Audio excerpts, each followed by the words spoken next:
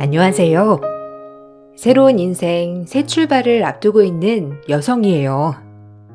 시골에서 힘들게 사는 부모님의 뒷바라지를 받아 공부를 하고 대학을 마쳐 취직을 했어요. 서울로 상경하여 좋은 회사에 입사한 저는 부모님의 자랑이자 얼굴이었고 그곳에서 만난 남편과 결혼을 하였어요.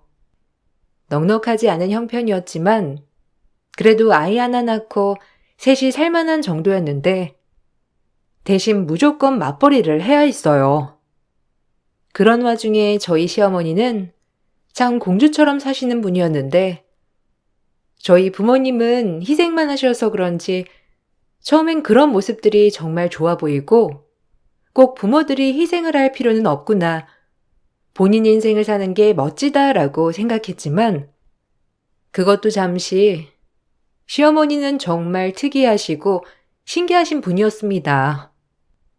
제가 이해하기엔 조금 난해한 분이었는데 항상 멋에 취해 사시는 분이었고 본인이 가지고 싶은 것은 어떻게 해서든지 꼭 손에 넣고야만 하는 분이셨어요.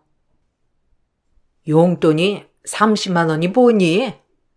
꼴랑, 아휴, 한 50은 넘게 줘야지. 너 그렇게 짠순이처럼 굴지 마라. 다 애비가 번 돈이잖아. 어머님, 아파트 대출값에 애 학원비, 그리고 관리비에 생활비까지 하면 솔직히 너무 빠듯해요. 그나마 맞벌이니까 이 정도죠. 제가 안 드리고 싶어서 안 드리는 게 아니라 못 드리는 거니까 좀 이해해 주세요. 저희도 여유가 있어야 돈을 모으죠.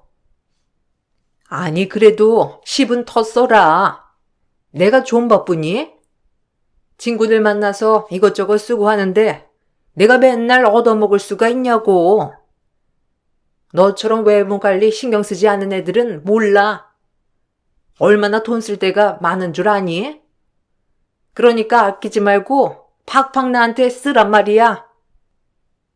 항상 돈이 모자라는 시어머니셨고 워낙 씀씀이도 크시고 외적으로 굉장히 많이 가꾸시는 분이었기 때문에 늘 품위 유지 비용으로 모든 용돈을 쓰곤 하였죠. 그럴 때마다 늘 어머님은 저에게 용돈을 요구하였지만 이것저것 돈이 많이 들어가는 저희 집 형편으로서는 어머님을 감당해내기란 쉽지 않았어요. 그런 어머님은 늘 저에게 불만이 한가득이었어요. 엄마, 못 보던 옷이네? 옷 샀구나. 예쁘다. 잘 어울려. 돈 좀 주고 샀겠는데? 굉장히 옷이 고급스러워 보여. 그럼 이게 얼마짜리인 줄 아니? 백화점 한정판으로 산 거야. 어때? 클래스가 다르지? 이래서 백화점 옷을 입어야 돼.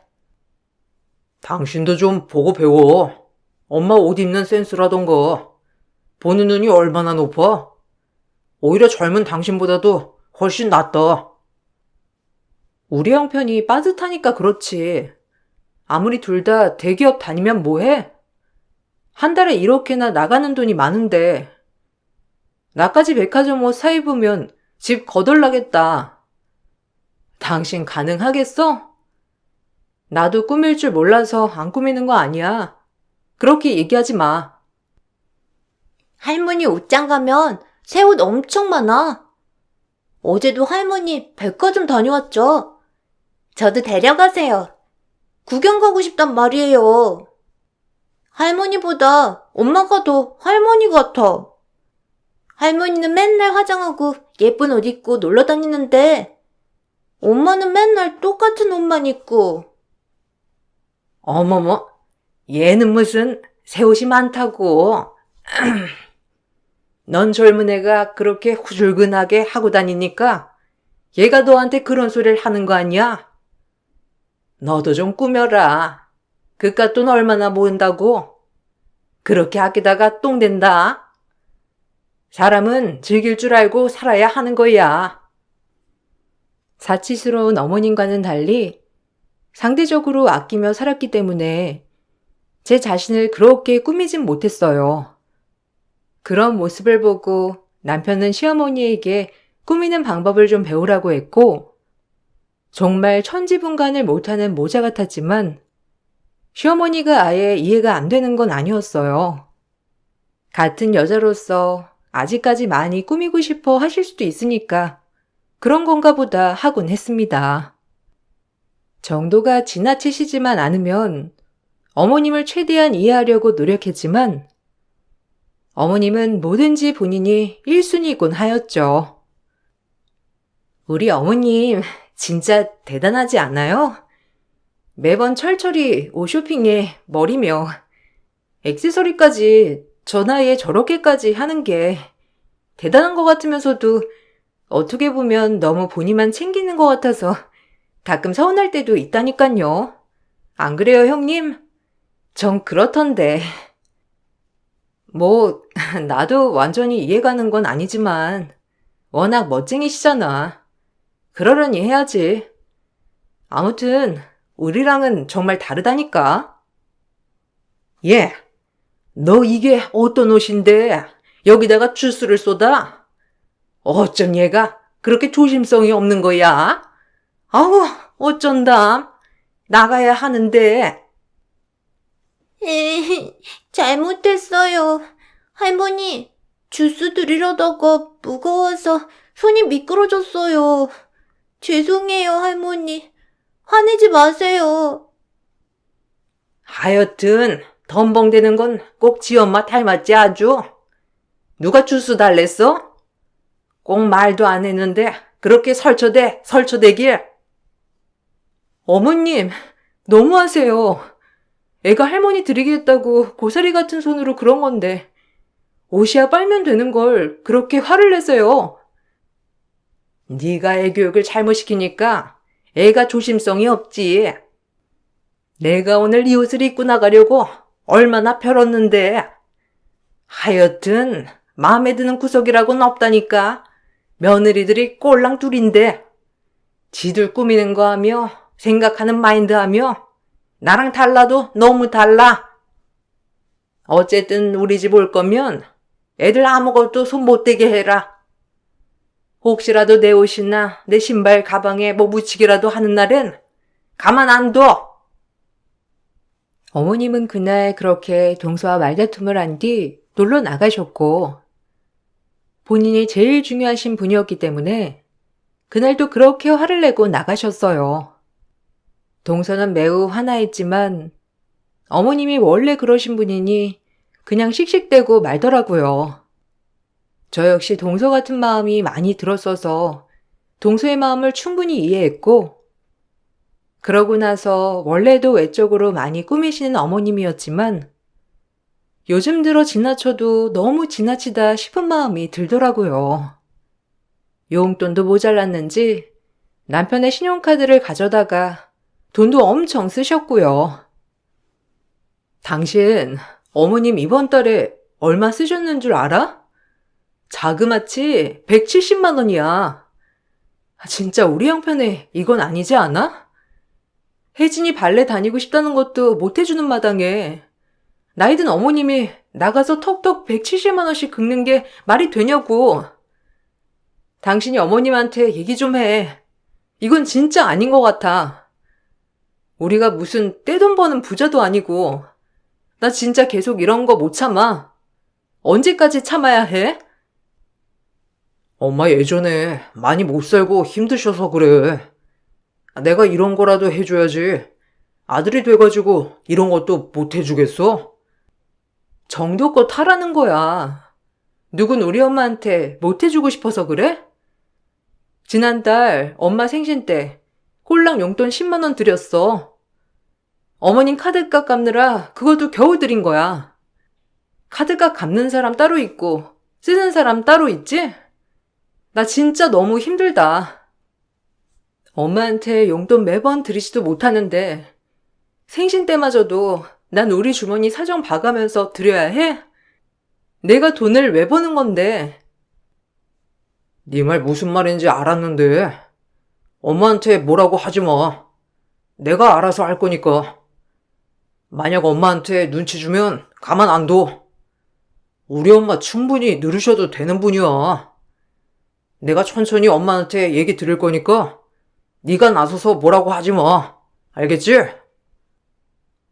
씀씀이가 점점 커져가는 어머님이었지만 남편은 그걸 그냥 보고만 있었어요.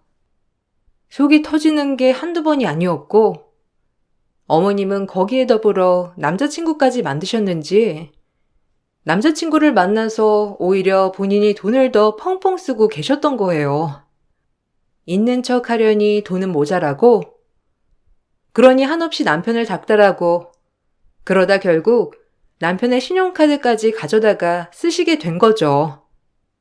명의만 남편 카드였지 제가 월급이 훨씬 많았기 때문에 빚을 갚게 되는 건 저였고 남편의 카드가 연체되면 신용에도 문제가 생기게 되니 매번 카드값을 갚으면서 한숨이 턱턱 나왔습니다. 아무리 얘기를 해도 달라지지 않는 현실에 솔직히 짜증도 많이 나더라고요. 하지만 시어머니는 정말 뭐가 잘못된 줄 모르셨고 무턱대고 가랑이 찢어지게 행동했어요. 아이고, 우리 최 선생님. 밥값은 제가 낼 테니까 걱정 마세요. 이까지 밥값 얼마나 한다고? 제가 낼 테니까 많이 드세요. 아유, 그럼 우리 여사님 덕분에 맛있는 거 감사히 먹겠습니다. 우리 여사님 좋아하는 이유가 이렇게 여장부처럼 시원시원하니 내가 안 좋아할 수가 있겠어요? 매일같이 맛있는 거 사주시고 좋은 거 보여주시고 내가 아주 몸둘 바를 모르겠다니까요. 최 선생님이 저한테 주시는 사랑만 하겠어요. 언제든 제가 쏠 테니까 지갑은 비우시고 나오셔요. 아셨죠? 허세만 가득한 시어머니를 정말 감당하기 어려웠고 그 무렵 친정엄마가 관절 수술로 인해 목돈이 필요할 찰나였는데 전 당연히 엄마이기 때문에 그 돈을 해주고 싶었습니다. 하지만 남편과 시어머니는 극구 반대하며 못쓰게 했고 제 돈까지 이래라 저래라 하는 마당에 진짜 짜증 나더라고요. 본인들에겐 쓰길 바라면서 내 엄마한텐 못쓰게 하는 꼴이 말이에요. 나 용돈 줄 땐 그렇게 눈치 주더니 너네 친정에 갖다 바친 돈은 아무렇지 않게 떡떡 갖다 바쳐? 어떻게 그러니? 어머님, 그건 차원이 다른 문제죠. 어머님한테 매달 들어가는 돈이고 저희 엄마는 이번에 수술하시는 수술비예요. 자식된 도리로서 이 정도도 못 해드리나요? 당신 얘기해봐. 내가 버는 돈 친정엄마 수술비 좀 내준다는데 이게 잘못된 거야? 한두 푼도 아니고 솔직히 결혼했으면 넌 이 집 사람이지. 장모님 꼭 수술하셔야 한대? 무릎 그거 고질병인데 해도 어차피 효과 없대. 내 주변 사람들도 수술했는데 효과 하나도 없다더라. 다 돈 낭비하는 거지. 그러니까 하지 마시라고 그래. 와, 진짜 너무한다. 난 무조건 엄마 수술시켜 드릴 거고 내가 버는 돈이니 아무도 나한테 터치할 생각 마. 그리고 어머님이랑 당신 진짜 너무하네요. 어떻게 제 엄마 일에 나 몰라라. 특히 어머님 진짜 양심에 손을 얹어보세요. 그렇게 매번 돈 가져가시고 카드를 그렇게 써대면서 저희 엄마 아프신 수술비를 못 드리게 하는 게 말이 되나요? 입장 바꿔서 제가 어머님한테 그런다고 생각해 보세요. 이건 진짜 아니지 싶네요. 어머님, 저 진짜 어머님한테 정말 이렇게 섭섭할 수가 없어요. 너무 서운했고 내가 그동안 시어머니를 내 엄마처럼 왜 모시기로 생각했나 싶었어요. 그리고 전 친정엄마 수술비를 보태드렸고 오히려 제가 수술비를 보태드리자 시어머님은 저에게 더 큰 용돈을 요구하시더라고요. 기다렸다는 듯이 당당하게 화를 내시며 달라고 하셨는데 정말 힘들었습니다. 배보다 배꼽이 더 큰 어머님한테 모든 걸 맞추기란 쉽지 않았고 지쳐가는 하루하루였어요. 마음 같아선 시어머니의 허세를 감당하기 어려워 다 포기하고 나오고 싶었지만 그 부분만 빼면 정말 제가 생각하는 완벽한 가정이었기에 미련하게 계속해서 참았던 것 같아요. 그래, 꾸미는 걸 저렇게 좋아하시는데 어쩌겠어 라는 마음으로 말이죠. 네 엄마 수술비 몇백 할 거 아니야. 나한테 몇십 주는 게 그리 아깝니? 나 오늘 놀러 나가야 하니까 10만 원만 보내라. 애비한테 얘기하니까 생활비는 네가 관리한다며. 너한테 달라고 하라던데 애비가 기눌리지 말고 당당하게 받아내라고 하더라. 어머님, 저번 주에 돈 드렸잖아요. 도대체 그 돈은 다 어디다 쓰시길래 매번 제 얼굴만 보면 돈 타령을 하시는 거예요? 어머, 얘, 내가 나 혼자 좋자고 쓰는 줄 알아? 혜진이랑 네 조카랑 내가 오랜만에 데리고 나가서 바람 쐬주려고 하지. 무슨 내가 나만 생각해서 돈 달라고 하는 줄 아나? 혜진이랑도 오랜만에 시간 보내고 싶어서 그래. 할머니로서 해준 것도 없고. 정말요? 어머님이 웬일이세요?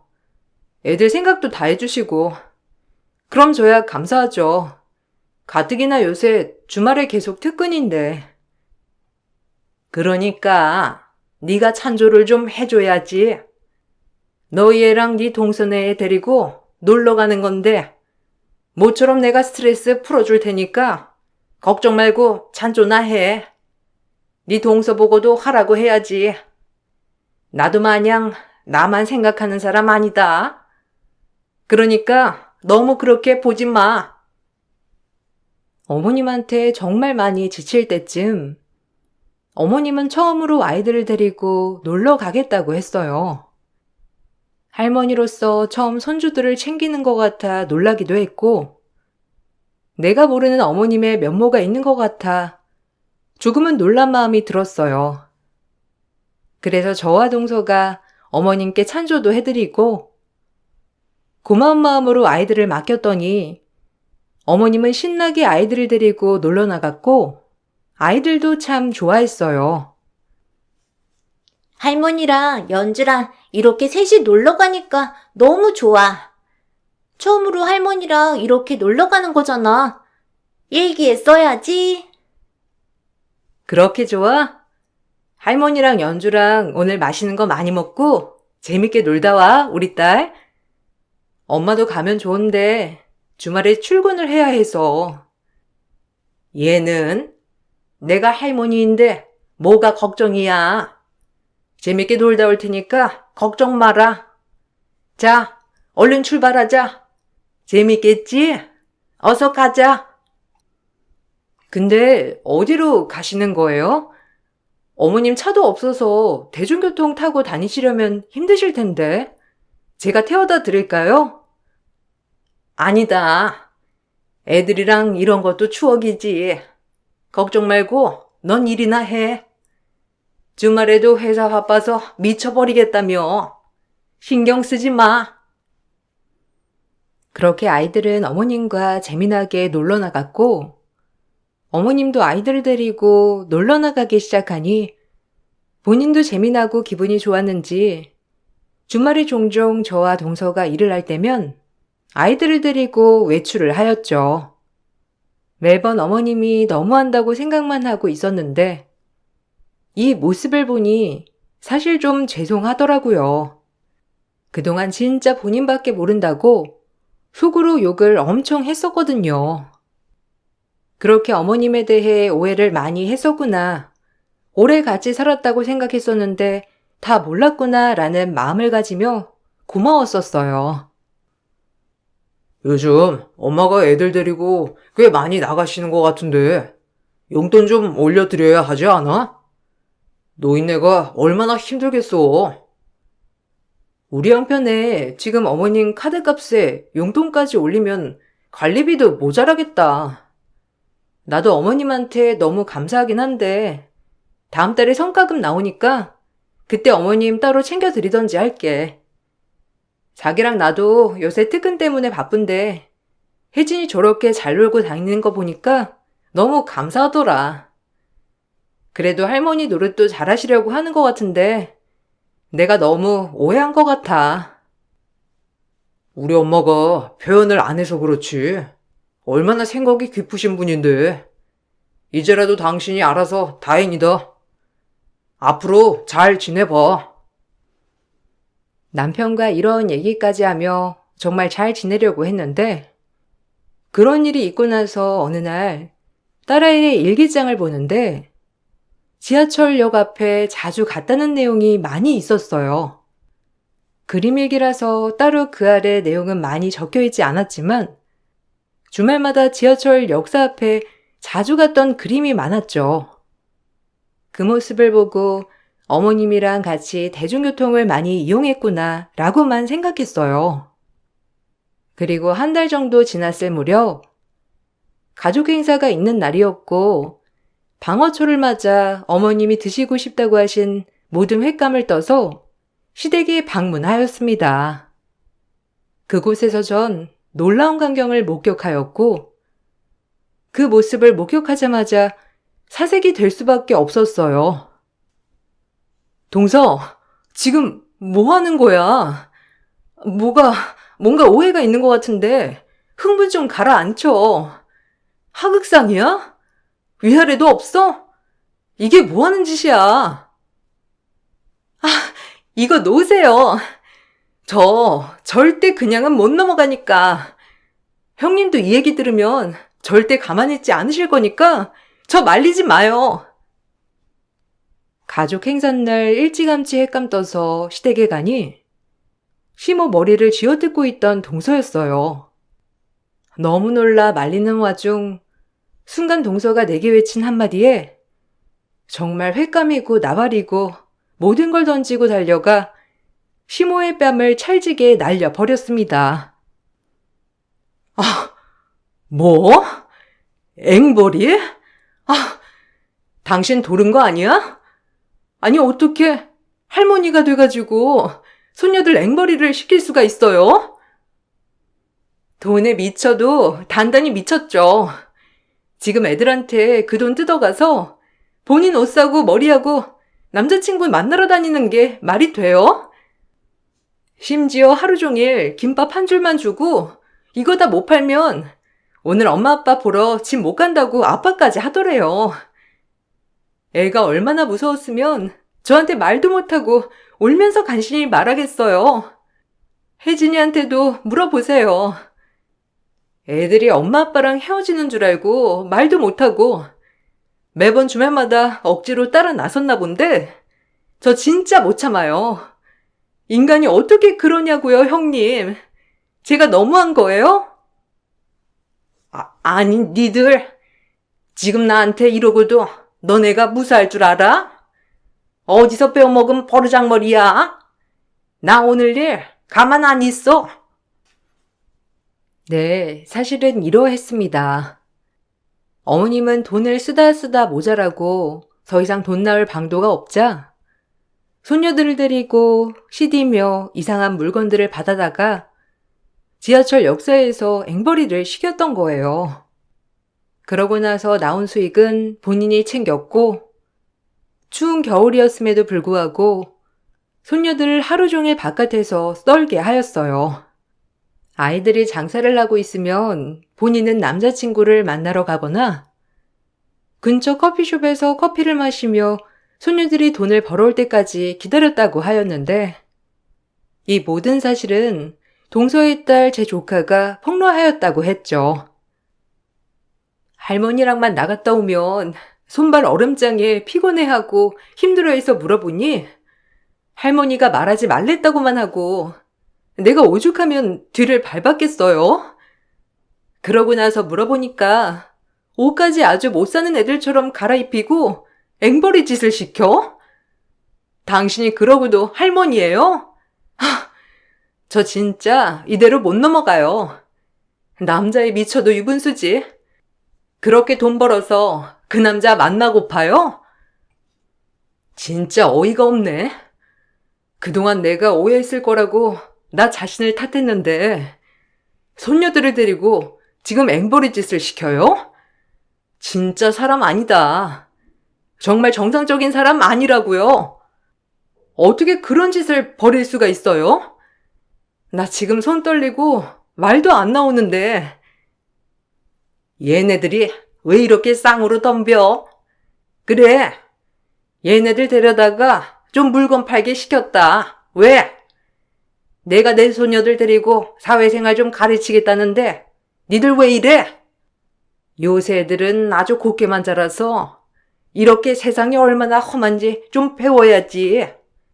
내가 그런 거 가르쳐 주려고 데리고 나간 건데 고마워하지는 못할 망정 지금 나한테 니들이 손찌검을 해? 나 가만 못 있는다. 시어머니는 말도 안 되는 소리를 하며 저희를 이상한 여자들 취급을 하였고 저희에게 똑같이 뺨을 날리셨죠. 그야말로 시어머니와 함께 육탄전이 시작된 거예요. 그리고 알게 된 사실은 시어머니는 저희 집을 담보로 저 몰래 남편 승낙을 받아 담보 대출까지 받게 된 사실을 알게 되었어요. 정말 더 이상은 간과할 수만은 없는 지경에 이르렀고 한계에 다다랐어요. 사회생활이요? 지금 이제 막 초등학교 들어간 애들한테 앵벌이 시켜서 나온 수익 가지고 놀러 다녔으면서 사회생활이라니. 형님, 이건 말로 안 끝나요. 어떻게 참아요? 저 정말 이대로 못 넘어가요. 이 짓을 글쎄 나갈 때마다 시켰대요. 그리고 이건 남편이 말하지 말랬는데 형님 집 담보대출까지 어머님이 받으신 거 아세요? 환갑이 한참 넘고 그저 놀기만 하는 사람이 대출 받을 일이 뭐가 있냐고요. 저도 이거 형님한테 말할까 말까 했는데 제가 비밀을 지킬 필요는 없을 것 같네요. 뭐라고? 아, 기막혀. 아니 진짜 정신병 아니에요? 이제 하다 대출까지? 와, 진짜 정상 아니다. 정말 치 떨린다. 정말 아직까지도 이해가 가지 않았는데 시어머니는 그 수익을 가지고 매번 본인의 남자친구를 만나러 다녔고 딸들에겐 이런 한 푼 주지 않았다고 했어요.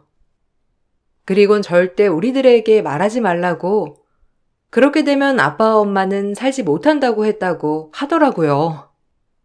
그리고 하다 집 담보대출까지 그 말을 들으니 정말 더 이상 어머님을 보고 살 수 없겠다고 판단하였고 남편에게 모든 사실을 오픈했습니다. 그리고 저 몰래 대출을 받아준 얘기를 물으며 추궁을 하니 남편의 대답 또한 가관이었죠.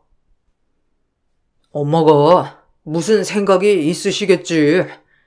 아무렴 일부러 그랬겠소? 요즘 애들 오냐오냐 크긴 해서 그런 거 배워두면 좋긴 하지. 말 다 했어? 지금 혜진이 주말마다 나가서 앵벌이하고 들어왔는데 그게 아빠가 될 사람이 할 얘기야? 진짜 어이없네. 그리고 담보대출은 뭐야? 나 진짜 말도 안 나와. 영원히 비밀일 줄 알았니? 내가 모를 줄 알았어? 나 이해가게 설명해야 할 거야. 엄마가 필요하다고 하니까 받은 거지. 그 나이에 얼마나 외로우시겠어. 돈이라도 가지고 있어야지. 그리고 앵벌이라고 하지 마. 그냥 창조 경제라고 해. 우리 땐 다 나가서 돈 벌기도 하고 그랬는데 뭐. 드라마 육남매 모르냐? 넌 너무 깐깐해. 너도 비정상인 건 진작 알았는데 그 엄마한테 뭘 배웠겠냐? 이왕 이렇게 된 거 잘 됐어. 너랑도 끝장을 봐야겠다. 어차피 일어난 일 너랑 네 엄마 절대 안 변할 거고 우리 혜진이가 거기서 무슨 영향을 받으며 살까 두렵다 진짜. 끝이야. 끝이야? 이혼이라도 하겠다는 거야? 야, 우리 사내 부부야. 너 이혼하고 멀쩡하게 회사 다닐 수 있을 것 같아? 내가 왜 못 다녀? 네가 못 다니지. 유책사유가 니네 집구석인데. 어디 한번 해보자. 나 절대 안 넘어가니까 그런 줄 알아. 남편의 태도에 화가 머리끝까지 났고 도저히 이런 남자와 살 수 없겠다고 판단했어요. 전 그 즉시 이혼 소송과 함께 시어머니와 남편에게 위자료 청구 소송을 이어갔고 그리고 시어머니를 경찰에 고발하였어요. 시어머니는 끝까지 경제관념을 알려준 것이 뭐가 그렇게 잘못이냐는 태도로 나왔고 대출 또한 다 본인이 알아서 투자하고 수익을 내줄 거라면서 말도 안 되는 헛소리를 짓거렸죠. 본인의 남자친구가 주식 박사라며 헛소리하는데 저 말고도 동서 또한 서방님과 이혼을 진행하였어요. 그 집은 다행히 서방님이 너무나도 미안한 마음에 순순히 이혼을 해주어서 협의로 끝이 났고 전 양육권 때문에 소송까지 이어지게 되었던 거예요. 소송을 진행하면서 판사님과 변호사님도 정말 기가 막혀 하셨는데 요즘 시대에 소녀들 앵벌이는 물론이고 며느리 몰래 아들을 꼬여내 집 담보대출을 받게 한 시어머니가 어딨냐며 혀를 차고 기가 막혀 하시더라고요. 아니, 어떻게 본인 손녀들한테 그리고 이렇게 지하철 역사 앞에서 불법으로 노점상 차리는 것도 안 되는 거예요. 대출까지 진짜 가지가지. 어떻게 참으셨어요, 그동안? 일단 승산 충분히 있으시니까 저만 믿으세요. 힘내시고요. 그러게요. 뭐를 보고 여기까지 참았는지. 이제 애한테까지 그러니까 도저히 못 참겠네요. 남편 또한 정상이 아니고요. 아니 할머니가 돼가지고 경제관념 좀 심어준 게 그렇게 잘못입니까? 전제 며느리들이 이해가 안 가요. 어쩜 애를 그렇게 싸고 도는 건지. 변호사님, 제가 소녀들을 좀 가르친 게 이럴 일이에요? 이런 걸로 이혼을 한다니 이해가 안 가네 진짜. 그리고 대출은 우리 최 선생님이 주식 박사라 다 수익 걷어서 어른이 돈 불려줄 건데 정말 왜 못 기다리는 거야? 이러니 그 짓꼴을 보면 하지. 인생 한 방인데 진짜. 어리석다. 좀 기다리면 내가 돈도 벌어다 줄 거고 애들도 딱 교육시켜 놓을 건데 참. 끝까지 반성하지 않는 시어머니였고 그동안 가정생활을 하면서 시어머니의 소비 내역 그리고 남편의 방간 등 도저히 혼인 생활을 유지할 수 없다는 판단하에 판사님은 이혼 판결을 내주셨어요. 그리고 전 위자료까지 받아낼 수 있었고 이런 아빠와 할머니에게 절대 아이를 맡길 수 없다는 판단하에 양육권과 치권 모두 제가 가져오게 되었답니다. 그럼에도 남편은 이해를 못하더라고요. 이게 이렇게까지 할 일이야? 진짜 100번 양보해서 엄마가 잘못했다고 하더라도 애들이 재밌으면 됐던 거 아니야? 재미? 혜진이한테 물어봤어? 억지로 했대. 너무 춥고 배고팠는데 엄마 아빠랑 같이 못 산다고 하니까 말도 못하고 한 거야. 그리고 애들은 그 추운 길거리에서 김밥 한 줄 던져두고 본인은 남자에 미쳐서 남자나 만나러 가고 그게 말이 된다고 생각하니? 네 엄마 생각하는 수준 딱 거기야. 그리고 너도 네 엄마 잘못했다고 인지 못하는 수준 또한 똑같고 내가 너랑 어떻게 사니? 너 볼 때마다 상식적이지 못하다고 생각이 들 텐데 어떻게 혼인 생활을 유지하냔 말이야. 됐고 이제 끝이니까 면접 때 빼곤 연락 마. 너도 네 엄마도 정신병자야. 내가 그걸 인지하지 못하고 그냥 참으려고만 했던 게 후회스러워. 함께해서 더러웠다 정말. 내 인생에 이혼은 없다고. 너만 참으면 될 일인데. 그리고 엄마가 수익 내준대잖아. 좀 참아줄 수 없어? 말도 안 되는 소리를 하며 붙잡는 남편을 뿌리쳤고, 저런 걸 믿고 결혼을 했다니 진짜 후회 막심이었고, 그렇게 이혼을 했어요. 동서에게 듣기로는 어머님이 그 남자친구에게 갖다 바친 돈만 어마어마하다고 하더라고요. 카드값이며 용돈 모두 그 할아버지에게 탕진한 것도 모자라서 딸과 조카를 시켜 벌게 한 수익 또한 반 넘게 그 할아버지에게 갖다 줬다고 했어요. 그리고 제가 고소한 죄가 인정되어 어머님은 집행유예를 받았는데 그럼에도 본인은 왜 이게 죄가 되냐며 펄펄 뛰었고요.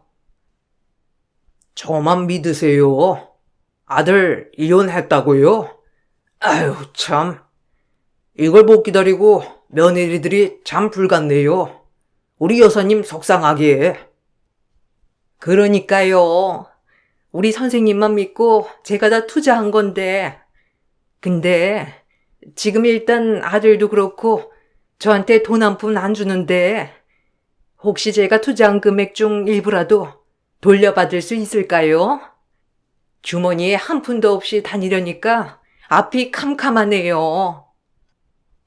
어허, 좀 기다리시라니까. 성격 급하시네. 그리고 그 돈 다 묶어놔서 지금 당장은 못 줘요. 원래 부자 되기란 쉬운 게 아니죠. 아유, 그래도 며느리도 이제 없는 마당에 정말 돈 나올 곳이 없거든요. 대출빚도 갚아야 하고 조금이라도 안 될까요? 시어머니는 남자친구에게 돈을 갖다 바친 것도 모자라 수익도 못 내고 전전긍긍하고 있다고 했고 남편은 어머님이 진 빚을 갚으며 진짜 잘못되고 있구나라고 느끼고 있다고 했어요. 아무렇지 않고 지 엄마 잘못 없다더니 본인이 직격탄을 맞으니 속이 꽤나 타들어가는 남편이었죠. 이 모든 걸 제가 왜 혼자 짊어지려고 했는지 참 억울하기도 하지만 그래도 지금이라도 손절쳐서 다행이라고 생각해요.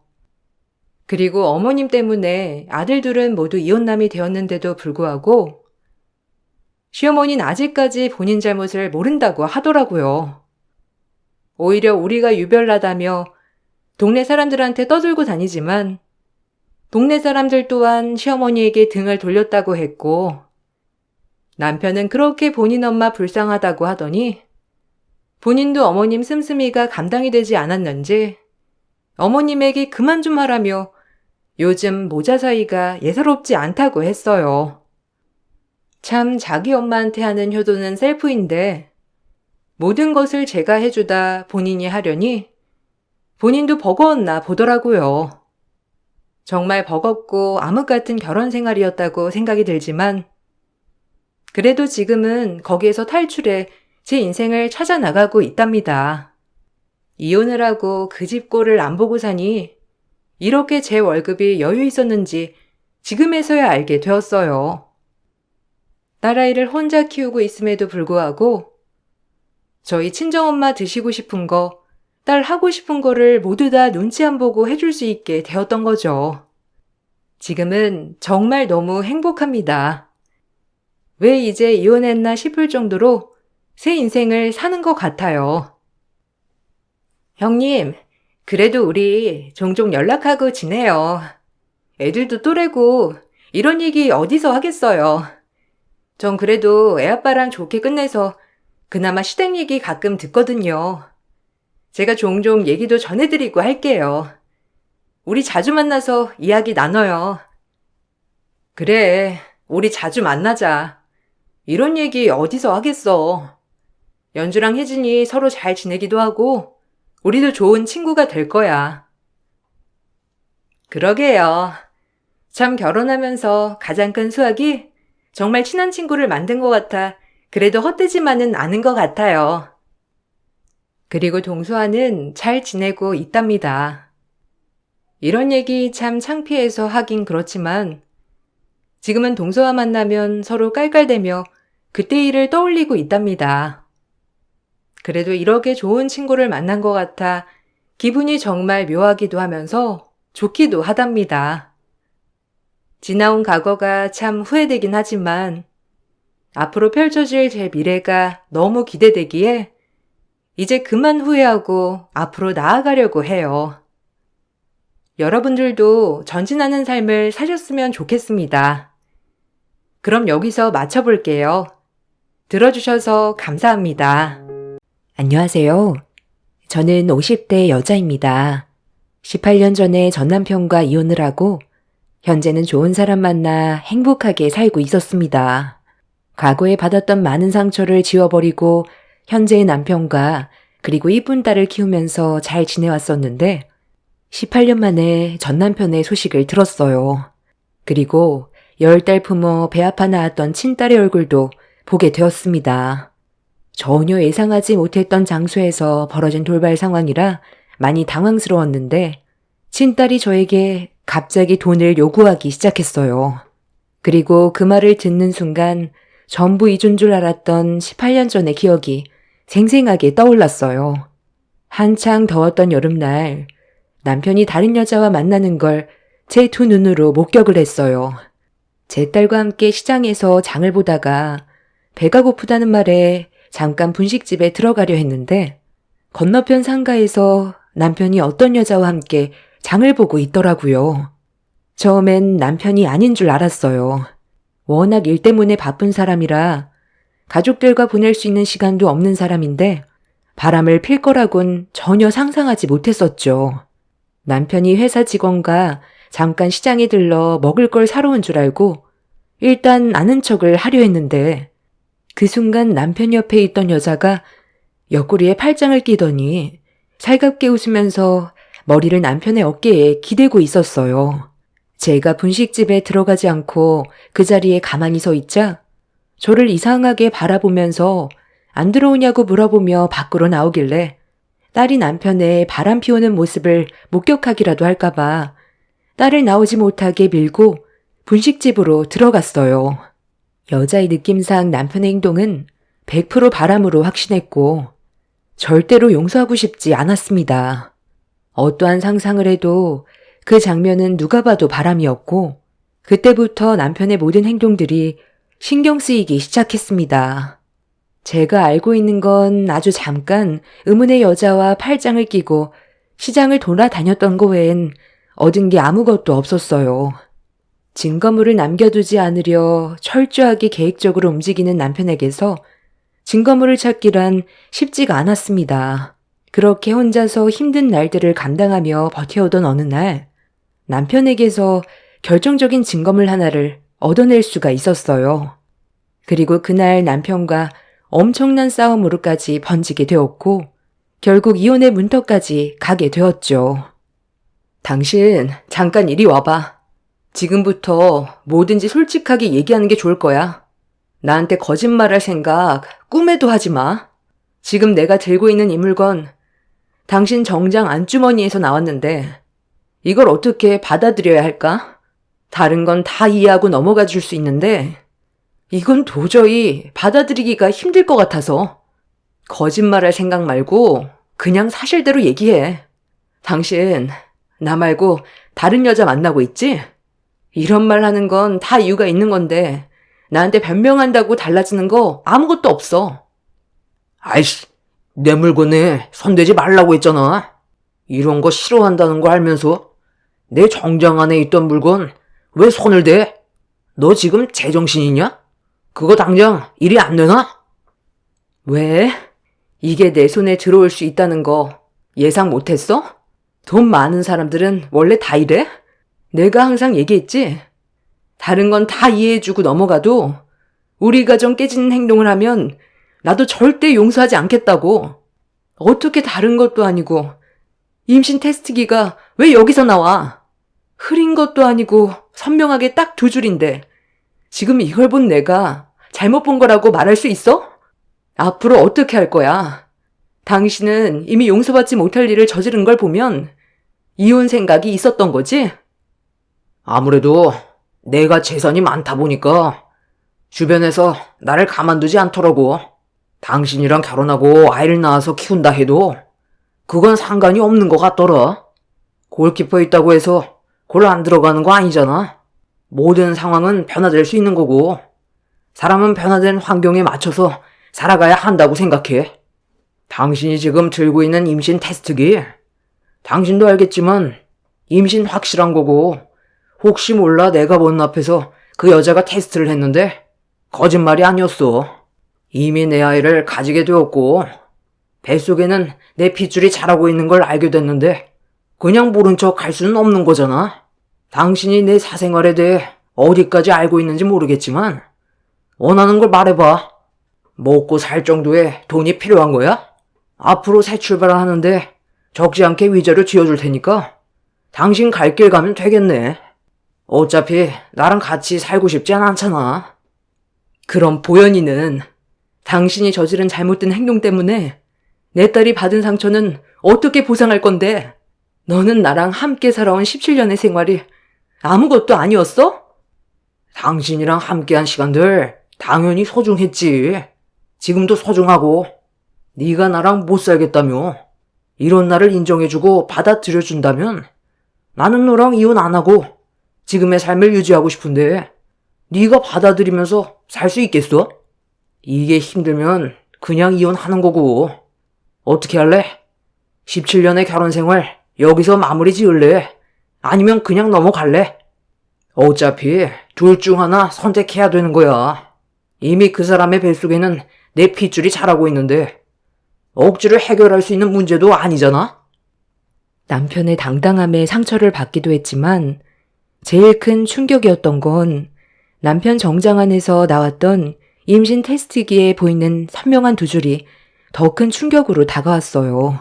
남편과 함께한 시간 동안 다른 여자를 만나고 있을 거라곤 전혀 상상하지 못할 정도로 믿고 살았는데 힘들게 이끌어온 내 가정이 한순간에 무너져 내릴 때는 남편에 대한 배신감에 눈물이 마르지 않았어요. 그런데 여기서 또 한 번 더 큰 충격을 받았던 건 남편과 저와의 사이에 균열이 생겼다는 걸 앞에서 전부 다 지켜본 딸에게 남편이 질문을 던졌어요. 이런 말을 꺼낸다는 것 자체가 아이한테는 상처인데 남편은 그런 건 아무런 상관도 하지 않았습니다. 보현아, 아빠 엄마가 서로의 생각 차이 때문에 떨어져서 살아야 될 것 같은데 보현이 너는 누구랑 살고 싶어? 아빠는 지금 현재의 가정을 깨고 싶지 않았는데 엄마는 현실을 받아들이기가 많이 힘든가 봐. 그래서 너도 결정을 내려야 될 것 같다. 엄마랑 살면 앞으로 네가 원하는 꿈을 펼치기에는 아무래도 금전적으로 부딪히게 되는 일들이 많이 있을 거야. 하지만 아빠는 네가 내 핏줄인 만큼 원하는 걸 뭐든 이루어줄 수 있게 최선을 다해줄 생각이거든. 아빠 옆에 있으면 부족함 없이 살아갈 수 있을 거고 남들한테도 무시당하는 일은 없을 거다.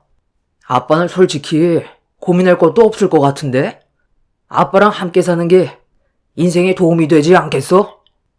지금 보현이한테 그게 무슨 말이야?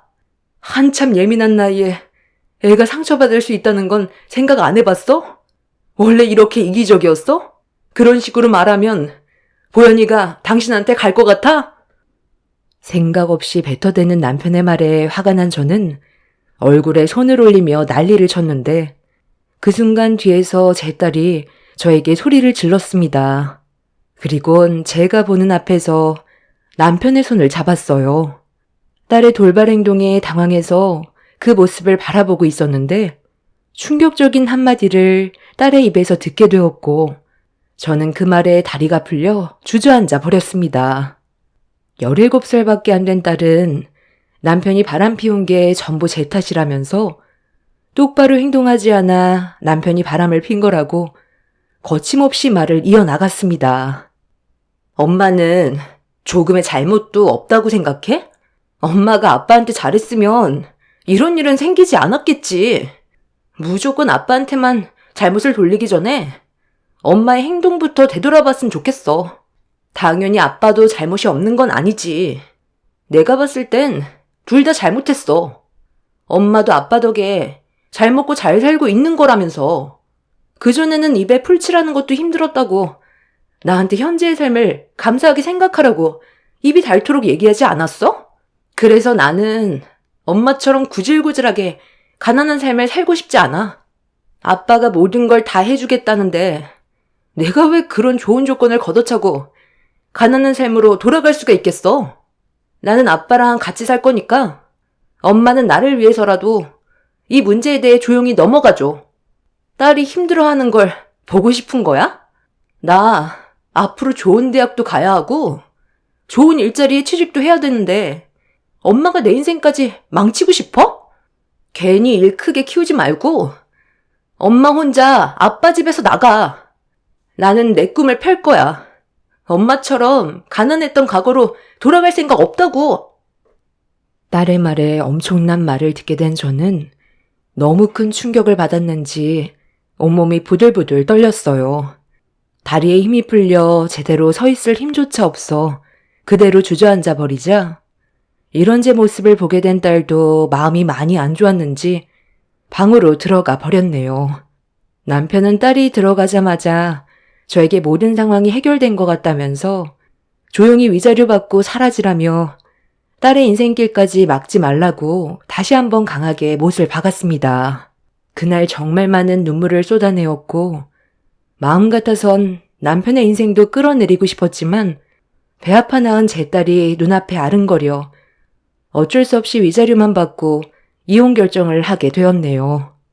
뒤늦게 남편과 이혼했다는 걸 알게 된 부모님께서 한바탕 시부모님과 난리를 쳤지만 그런다고 달라지는 건 없었습니다.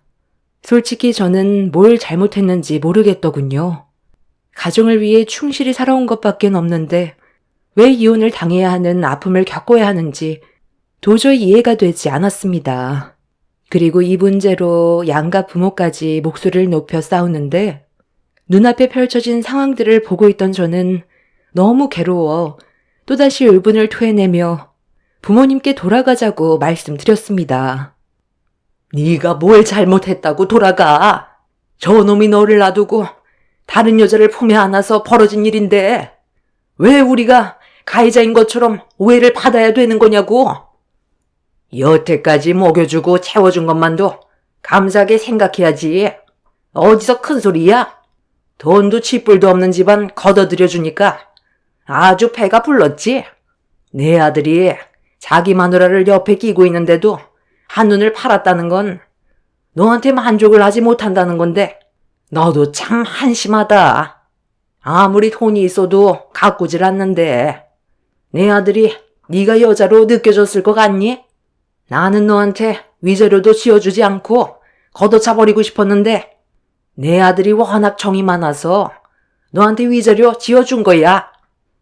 잘 알지도 못하면서 나에 대해서 함부로 말하지 마세요.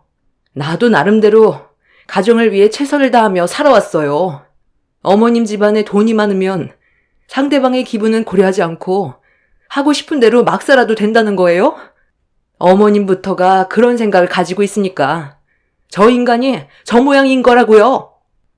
한참 동안 서로 얼굴을 붉히다가 또다시 몸싸움으로 이어졌고 저는 더 이상의 상처를 받고 싶지가 않아 부모님을 진정시킨 뒤 힘겹게 밖으로 빠져나왔습니다.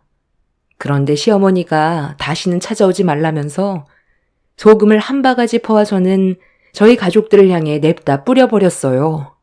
온몸을 소금으로 뒤집어 쓰게 되자 정말 힘들게 참아왔던 제 감정을 조절할 수 없게 되었고 이성의 끈을 놓아버려 시모에게 달려들었습니다. 남보다 어느 정도 재력이 있다고 해서 상대방을 함부로 대하는 시모의 행동에 엄청난 분노를 느끼게 되면서 남편에 대한 불만들을 시모에게 전부 다 쏟아버렸습니다. 한참 동안 시모와 뒹굴면서 난리를 쳤고 저희 부모님이 겨우 말려서 더 이상의 큰 피해는 막을 수가 있었어요. 결국 서로에 대한 상처만 남겨진 채 각자의 삶으로 돌아갔는데 이혼을 하고 난 이후부터 정상적인 생활이 불가능했어요.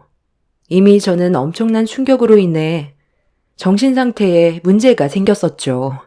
남편에게 버림받은 것도 견디기가 힘들었는데 딸까지 남편을 따라가게 되자 앞으로 삶의 목표가 사라져버려 삶의 의욕이 없어져 버렸어요.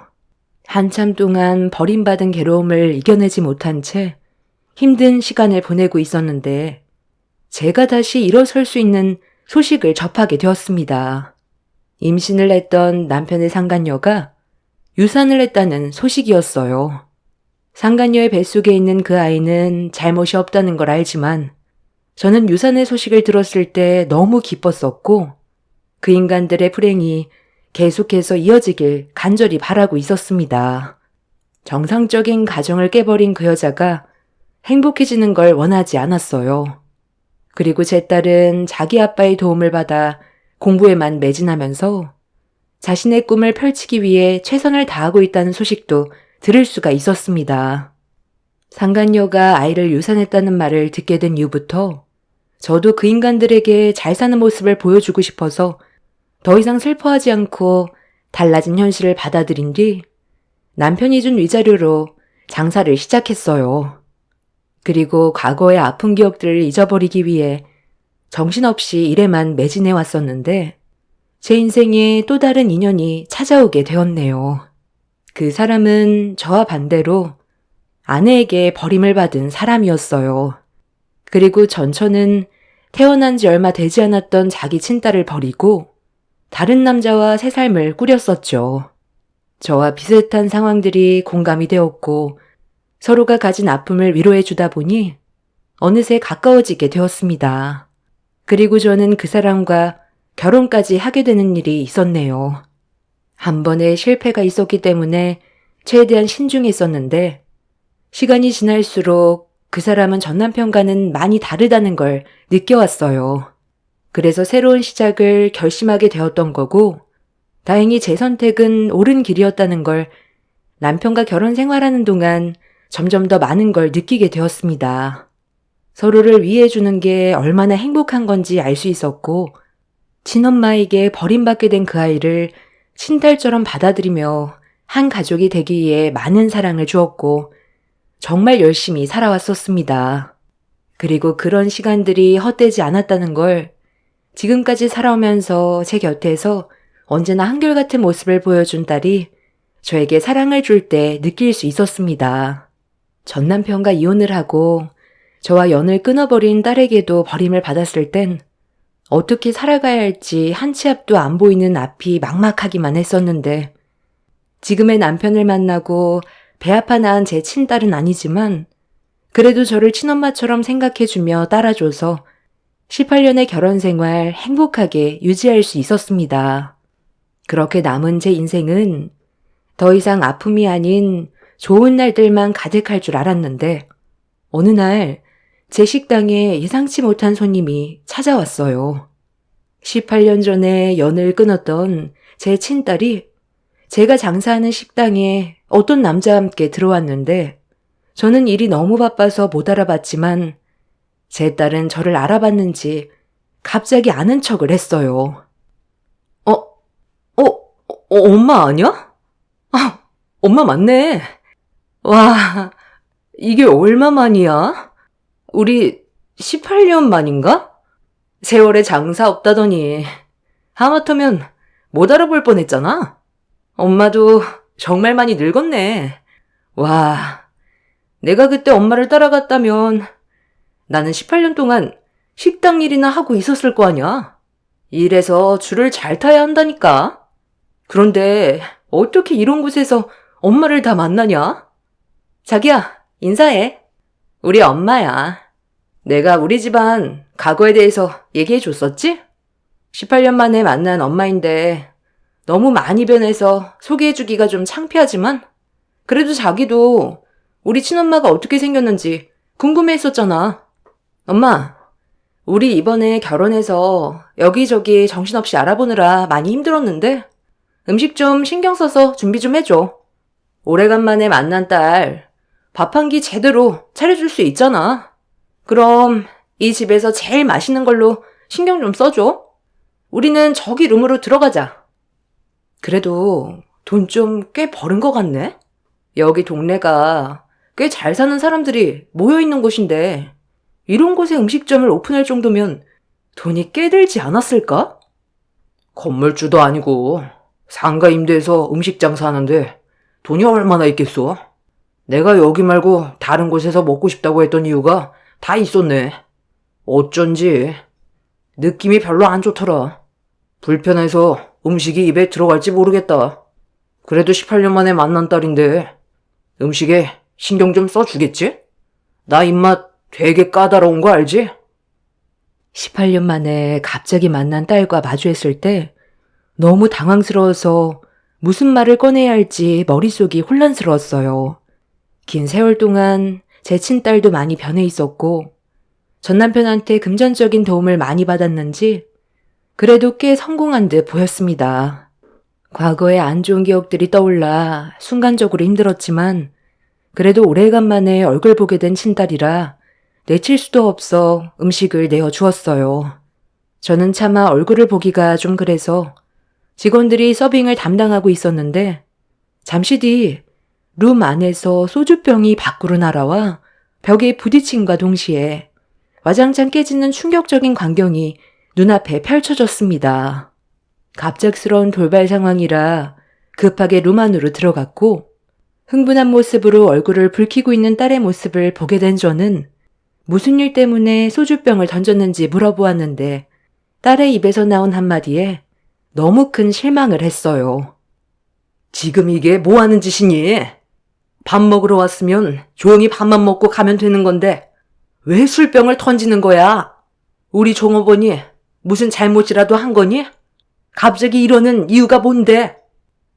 종업원 교육을 어떻게 시켰길래 서비스가 이 모양이야?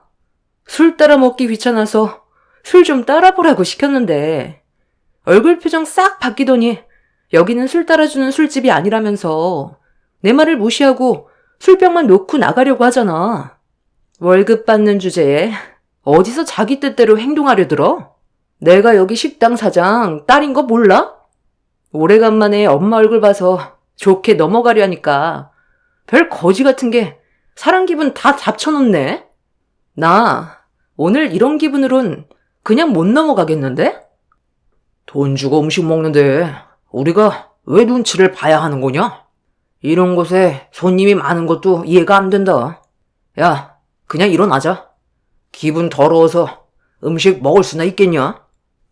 아니, 나는 오늘 여기서 모든 음식 전부 다 주문해서 먹을 거야.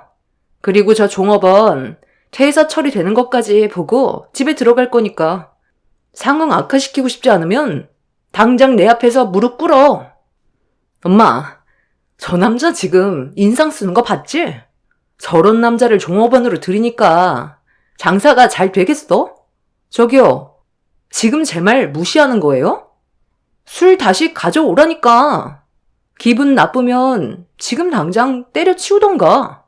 당신 같은 마인드로 일을 하면 식당이 흥할 수 있을 것 같아?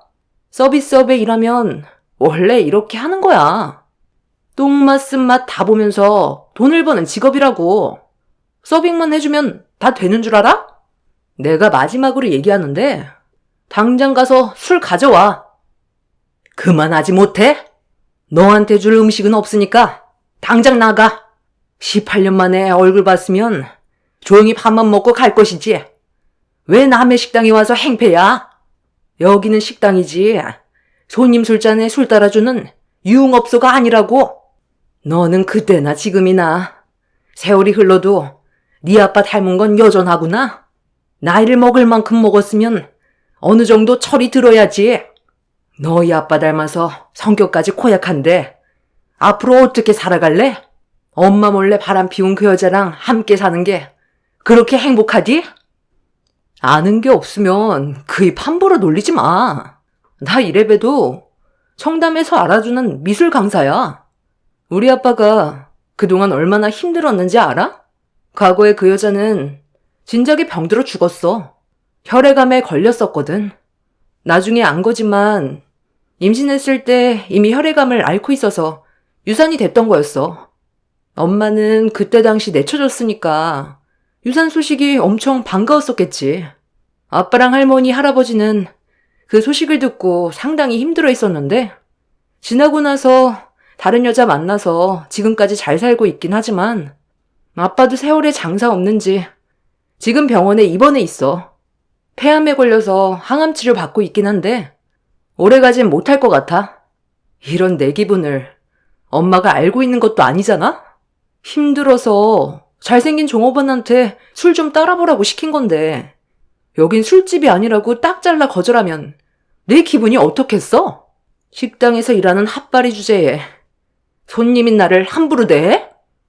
그냥 조용히 밥만 먹고 가려 했는데 안 되겠네. 돈 좀 있는 대로 내놔봐.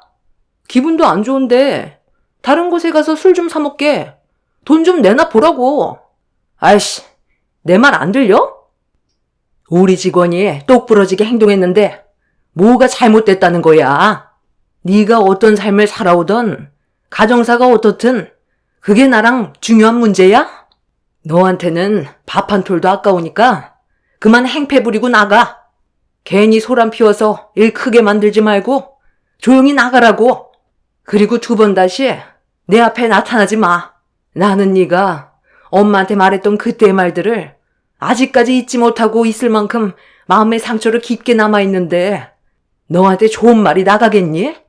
과거나 현재나 달라진 거 없는 너한테는 조금도 베풀고 싶지가 않다. 다시는 내 앞에 나타나지 말고 당장 썩 꺼져. 그래, 부유한 네 아빠 따라가서 배운 게 고작 이런 삶이니? 그래서 엄마랑 영 끊고 지내서 행복했어? 엄마, 저 왔어요. 아, 이게 다 뭐야? 무슨 일 있었어요? 아니, 식당이 왜 이렇게 난장판으로 되어 있어? 아, 제가 치울 테니까 자리에 앉아 계세요, 엄마는. 엄마? 그래서 나를 최대한 빨리 식당에서 내쫓으려 했던 거구만. 저기요, 그쪽이 우리 엄마 친딸이야? 얼굴이 안 닮은 것 같은데 닮은 구석이 하나도 없네. 쓸데없는 말 하지 말고 당장 나가라니까. 너랑 말 섞고 싶지도 않고 다시는 얼굴 볼 생각도 없다. 슬기야, 여긴 엄마가 치울 테니까 룸에 들어가서 배고플 텐데 밥부터 먹어. 엄마, 잠깐만요. 저기요, 저 아시죠? 저는 그쪽 얼굴 기억나는 것 같은데. 우리 어디서 봤죠? 아, 맞다. 내가 몇 달 전에 그쪽 경찰서에 보냈잖아요. 그때 아마 술 마시고 지나가는 노인분 눈앞에 거리적거린다고 인정사정 없이 막 발길질하길래 제가 엎어치기로 제압했던 거 기억하죠? 제 의붓딸의 말을 듣게 된 친딸은 갑자기 얼굴이 새하얗게 변하더니 과거의 기억이 떠올랐는지 온몸을 부들부들 떨기 시작했어요. 제가 몰랐던 말을 듣게 된 터라 어떻게 된 거냐고 물어보니 친딸이 앞에 지나가는 노인분이 거리적거린다면서 발길질을 하더니 사정없이 분풀이를 해서 제 딸이 그 모습을 발견하고 막았는데 자기한테도 발길질을 하길래 엎어치기로 제압을 한 뒤 경찰서에 넘겼었다고 그때의 상황을 설명했어요. 그리고 제 딸이 친딸 앞으로 다가가자 움찔거리며 뒷걸음질 쳤고 옆에 있던 남자의 뒤로 숨더니 그 남자에게 제 딸을 당장 눈앞에서 치워달라는 말에 남자가 제 딸의 멱살을 잡아 넘겨뜨리려 했어요. 하지만 제 딸은 꿈쩍도 하지 않았습니다.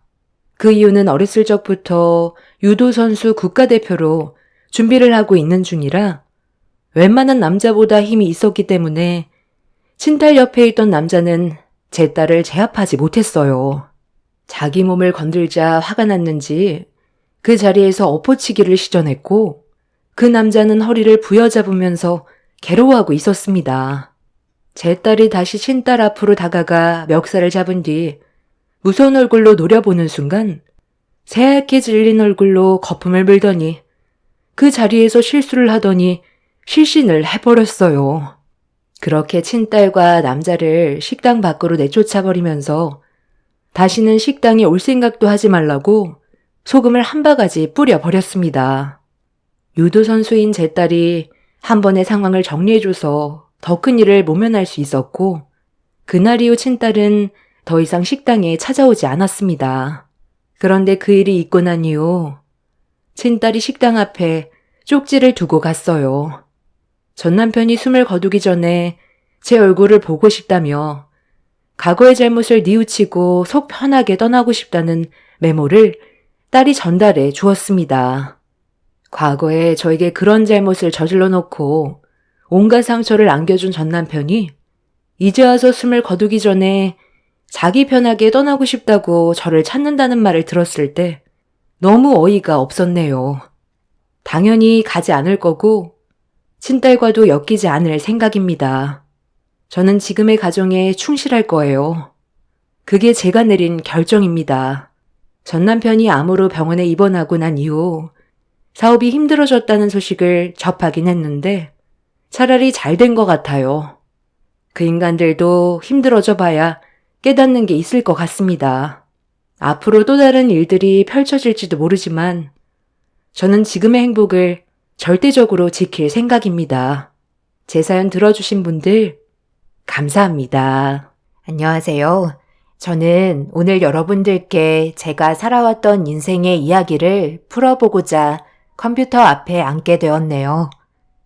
한 번밖에 주어지지 않는 삶을 후회 없이 살고자 정말 열심히 달려왔지만 제가 선택한 길이 아직까지도 맞는지 잘 모르겠습니다. 그래서 이 자리를 빌려 소통 좀 해보고자 용기 내어 키보드를 두드리고 있는 중이네요. 아마 저와 연배가 같으신 분들은 대화가 잘 통할 거라 생각하고 글을 써 보겠습니다. 그때는 정말 죽을 것처럼 힘들었었는데 지나온 세월을 보면 시간은 정말 빨리 지나가는 것 같습니다. 멈추지 않은 세월에 장사 없다고 저 또한 이제 체력적으로도 많이 힘든 상태입니다. 나이를 먹을수록 근력이 중요하다고 해서 최근에 뒷산에도 올라가 보고 나름 열심히 운동하면서 젊게 살아가려고 노력하는 중이네요. 쉬지 않고 달려온 지 20년의 시간은 이곳에 전부 담을 수는 없겠지만 큼지막한 사건들 위주로 여러분들께 제 사연을 들려드리도록 하겠습니다. 남편을 일찍 세상을 떠나보내고 아들과 단둘이 열심히 살고 있었을 때였어요. 아들 퇴근 시간에 맞춰 저녁 준비하려고 장을 본 뒤에 집으로 들어가려 하는데 충격적인 광경을 목격하고 그 자리에서 들고 있던 장바구니를 떨어뜨리고 말았습니다. 설마 하는 마음에 아들을 기다리고 있었고 잠시 뒤 저와 눈이 마주친 아들은 제가 앞에 서 있을 거라곤 생각하지 못했었는지 흠칫 놀라며 급하게 자리를 회피하려고 했어요. 저는 떨리는 목소리로 아들과 옆에 있던 여자를 불러 조용한 장소에 들어가 어떻게 그곳에서 둘이 들어가고 나왔는지 진실을 들어야만 했어요.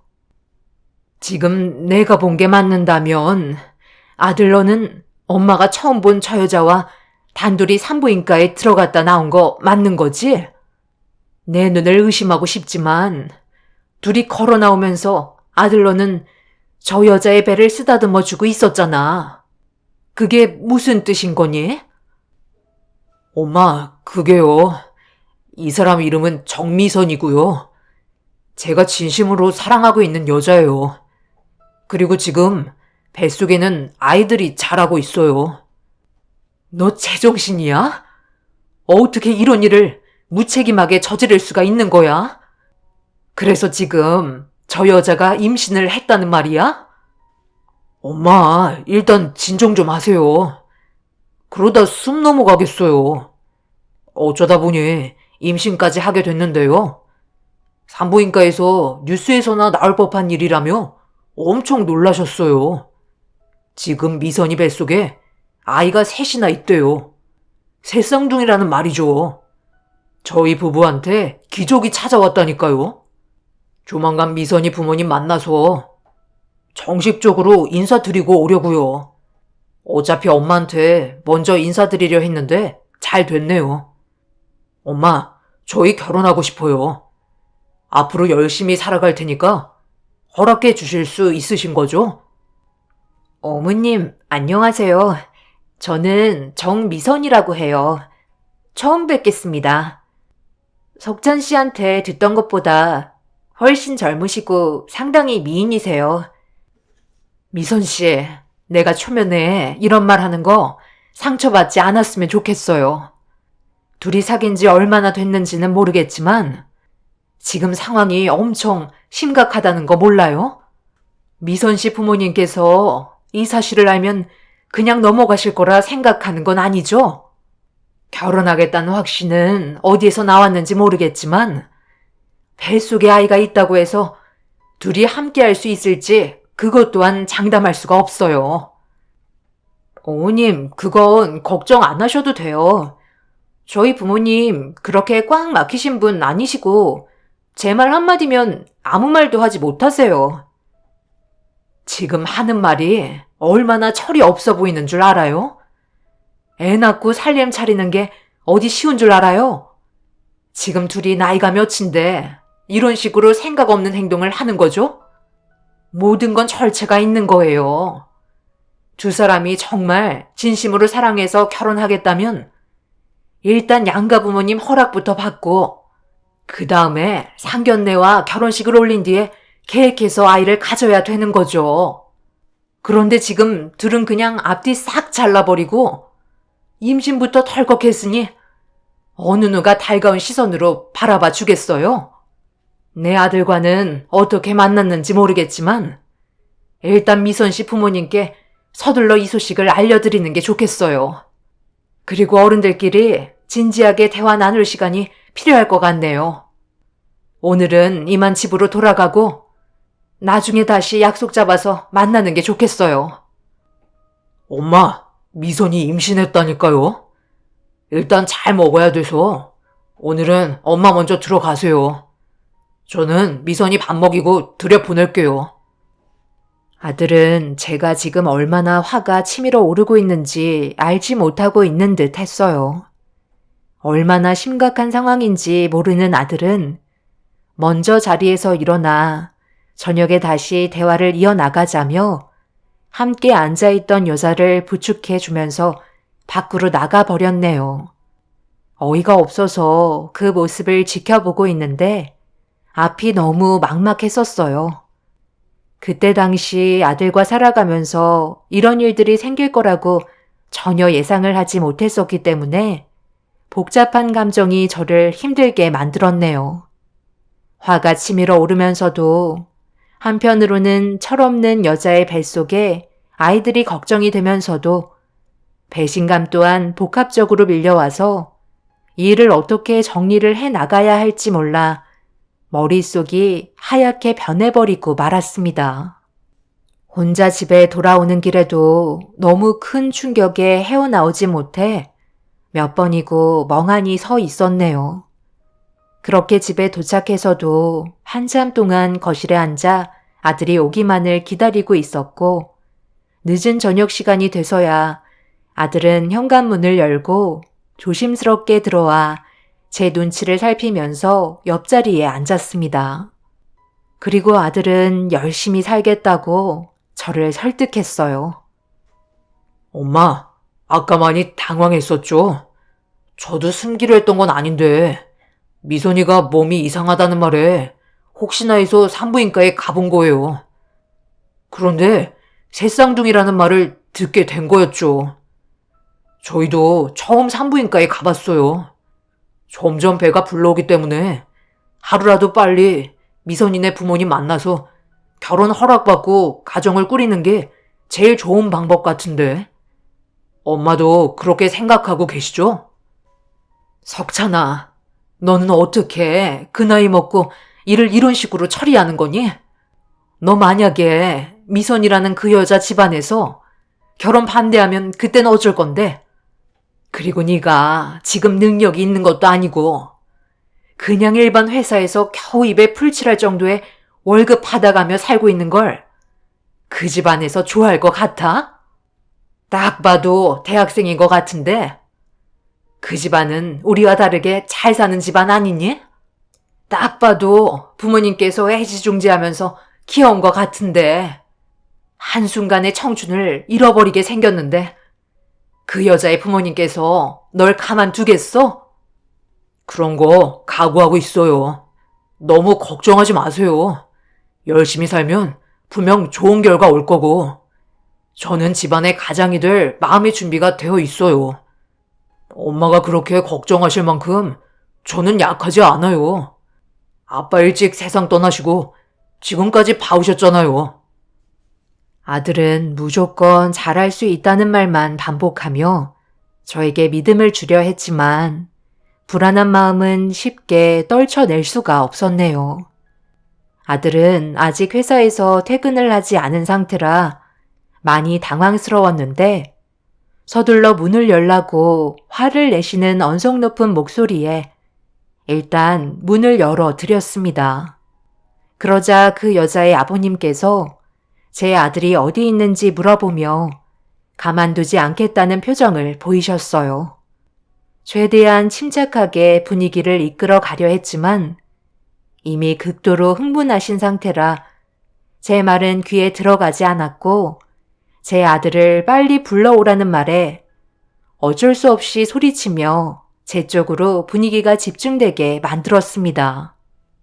그제서야 저를 바라본 그녀의 아버님과 시선을 주고받을 수 있었고 침착함을 되찾은 그 여자의 부모는 집 안으로 들어와 거실에 자리를 잡았네요.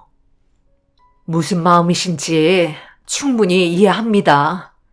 제 아들이 분명 잘못한 건 맞지만 그쪽 따님도 잘한 건 없다고 생각하네요. 서로 사랑해서 실수한 거니 현실을 받아들여줘야 한다고 생각해요. 지금 상황에서 선택할 수 있는 게 뭐가 있겠어요? 그래서 지금 그쪽 집안의 아들과 제 딸의 결혼을 허락해 달라는 말이에요? 일부러 내 딸 임신시킨 거 내가 모를 줄 알아? 미선이한테 들어보니까 별것도 없는 집안에 보잘것없는 직업을 가지고 있더구먼. 그런데 내 딸을 감히 넘봐? 저희 집안이 어떻고 제 아들이 뭐가 모자라다는 거죠? 지금까지 열심히 살아온 아들이 왜 욕을 먹어야 하는지 모르겠네요. 미선이가 지금 얼마나 중요한 시기인지 알아요? 대학 졸업하고 의사가 되어야 하는데 그쪽 아들 때문에 내 딸 인생에 위기가 찾아왔다고. 뱃속에 애가 하나도 충격인데 셋이 말이 된다고 생각해? 오늘 그놈은 내 손에 끝장날 줄 알아? 말이 너무 심하시군요. 서로 합의하에 이루어진 건데 왜 내 아들만 죄인 취급하시는지 모르겠네요. 지금 이런 분위기로는 대화 자체가 이루어질 것 같지 않으니 나중에 다시 얘기하는 게 좋을 것 같네요. 그만 저희 집에서 나가주셨으면 좋겠어요. 두 부모는 제 아들을 가만두지 않겠다며 난리를 치기 시작했고 좀처럼 가라앉지 않는 분위기는 심각한 상황으로 전개되어 가고 있었어요. 그러던 도중 이 소식을 전해 들었는지 아들이 회사에서 근무하고 있어야 할 시간인데 집으로 찾아왔고 아들 뒤에는 여자가 모습을 숨기며 고개만 내밀고 있었어요. 둘이 함께 온 모습을 보게 된 저도 당황했지만 그녀의 아버님께서 아들을 보자마자 곧바로 달려가 멱살을 잡은 채 가만두지 않겠다며 분노한 눈빛으로 노려보고 있었고 아들은 용서를 구하고 있었네요. 결국 모두가 한자리에 모여 진지하게 대화를 이어나가던 도중 여자의 부모님께서 뱃속에 있는 아이의 존재를 없애라고 충격적인 말을 꺼내셨습니다. 거침없이 얘기하시는 그녀의 아버님은 앞으로의 미래만 생각하라며 말도 안 되는 조건을 내미셨네요. 지금 그게 따님한테 할 말인가요? 어떻게 뱃속에 있는 아이를 지우라는 말을 할 수가 있는 거죠? 당신들이 그러고도 부모예요? 그럼 그쪽이 내 딸의 인생을 책임져 줄 거야? 의사가 되려면 정말 많은 것들을 준비해야 되고 앞으로 해야 될 일들이 얼마나 많은데 뱃속에 있는 아이들 때문에 내 딸의 인생을 망치라는 거야? 미선이 너는 아빠 말대로 움직이거라. 뱃속에 있는 아이가 세상에 태어나는 순간 너는 평생 그 아이들의 식모 생활만 하는 거라고. 아직 꽃도 피우지 못한 나이에 자식을 한 번에 셋이나 낳는다는 게 말이 된다고 생각하니?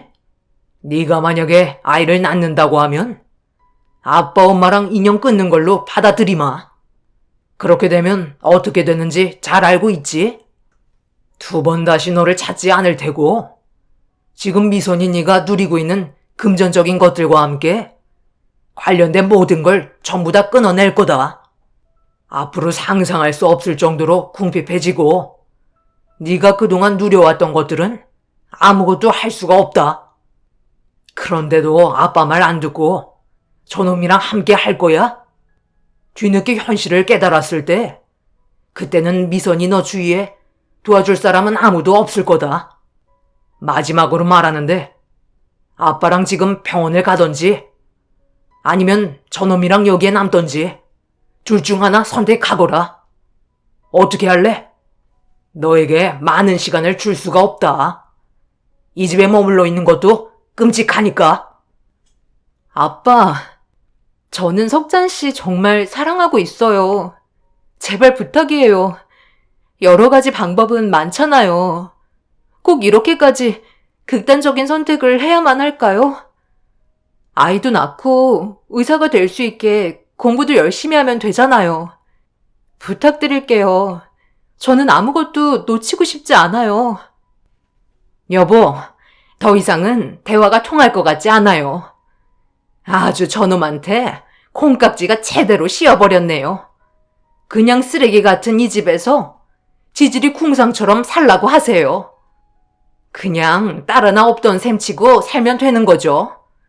저는 이쪽 집안과 사돈 맺고 싶지 않네요. 아버님, 어머님, 정말 열심히 노력하는 모습 보여드리도록 하겠습니다. 그러니 딱 한 번만 기회를 주시면 안 될까요? 자네, 기회라는 말 함부로 입에 담는 거 아닐세. 그런 것도 어느 정도 가능성이 있는 사람들한테나 해당이 되는 거지. 능력도 없고 아무런 계획 없이 흘러가는 대로 몸을 맡기고 살아가는 자네는 인생 자체가 실패작인데 무슨 기회가 있겠나? 결국 조금도 좋아질 수 있는 가능성조차 열지 못한 채 그녀의 부모님은 자리에서 일어나 집으로 돌아가셨습니다.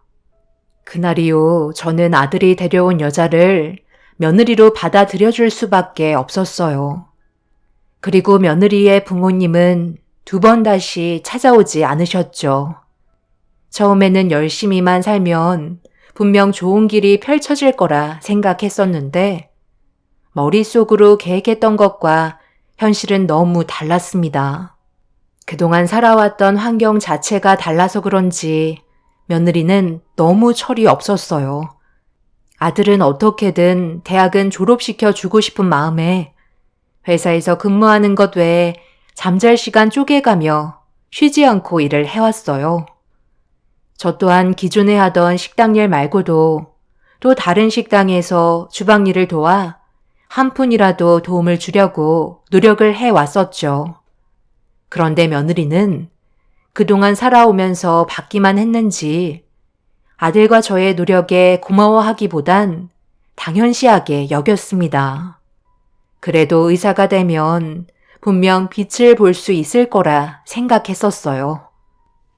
어머님, 제 뱃속에 아이가 지금 셋이나 있는 거 알고 계시죠? 곧 있으면 출산인데 음식이 이게 뭐예요? 애들 입맛이 얼마나 까다로운 줄 아세요? 셋 다 입맛이 다 달라서 골고루 먹어야 하는데 왜 항상 고기 반찬은 빠져있는지 모르겠어요. 제가 소고기 먹고 싶다고 며칠 전부터 얘기했었잖아요. 그거 해주는 게 그렇게 어려운 건가요? 솔직히 원하는 걸 먹을 수 없다는 게 너무 짜증이 나요. 몸도 무거워서 요즘 학교도 못 가고 집에만 있는 제가 얼마나 우울한지 아세요? 저도 더 이상 양보 못해요. 오늘은 무조건 소고기 먹어야겠어요. 이렇게까지 찢어지게 가난한 삶을 살 거라곤 정말 몰랐어요. 그래도 먹을 건 잘 챙겨 먹을 줄 알았는데 같이 살아갈수록 실망만 커지는 것 같아요. 이제야 저희 부모님이 무슨 말씀하시는지 충분히 이해하겠어요. 며느리는 궁핍한 생활을 많이 힘들어 했었어요. 금전적으로 자유롭지 못한 생활에 적응을 하지 못하고 있었어요. 며느리는 시간이 지날수록 성격이 점점 날카로워졌고 아들과도 싸우는 일이 빈번하게 발생이 되면서 무너지는 가정을 지켜만 봐야 했네요. 며느리한테 좋게 얘기하면서 아들과 제가 최선을 다해 노력하고 있다는 말에도 며느리는 아기 새 마냥 입만 벌리고 있었습니다. 결국 불만이 한가득 쌓여있는 며느리에게 저 또한 좋은 시선을 줄 수 없었고 안 좋은 분위기를 지속적으로 끌고 가고 있는데 며느리의 진통이 시작되면서 또 다른 전개로 흘러가고 말았습니다. 며느리는 새 쌍둥이를 제왕절개로 낳았는데 당연하게 생각했던 엄마의 모습을 보여주지 않았고 아이들을 거부하기 시작했어요. 10달 배 아파 낳은 자식을 쳐다보려 하지도 않는 모습을 예상하지 못한 저는 당황스럽기만 했었죠. 그래서 세상 밖으로 나온 아이들은 엄마 젖 한번 물려본 적 없이 분유로 배고픔을 달래야만 했어요. 왜 이런 모습을 보여주는 건지 이해할 수가 없어 대화를 시도했네요. 네가 힘들게 배 아파서 낳은 자식인데 불쌍하지도 않아? 아이들이 배고파하는데 분유가 말이 된다고 생각하니? 저 아이들만 아니었어도 저는 지금쯤 행복한 시간을 보내고 있었을 거라고요. 지금은 애들 얼굴 보고 싶지 않아요. 그게 누구 잘못인데? 전부 다 네가 선택한 길이잖아. 애들이 무슨 죄니?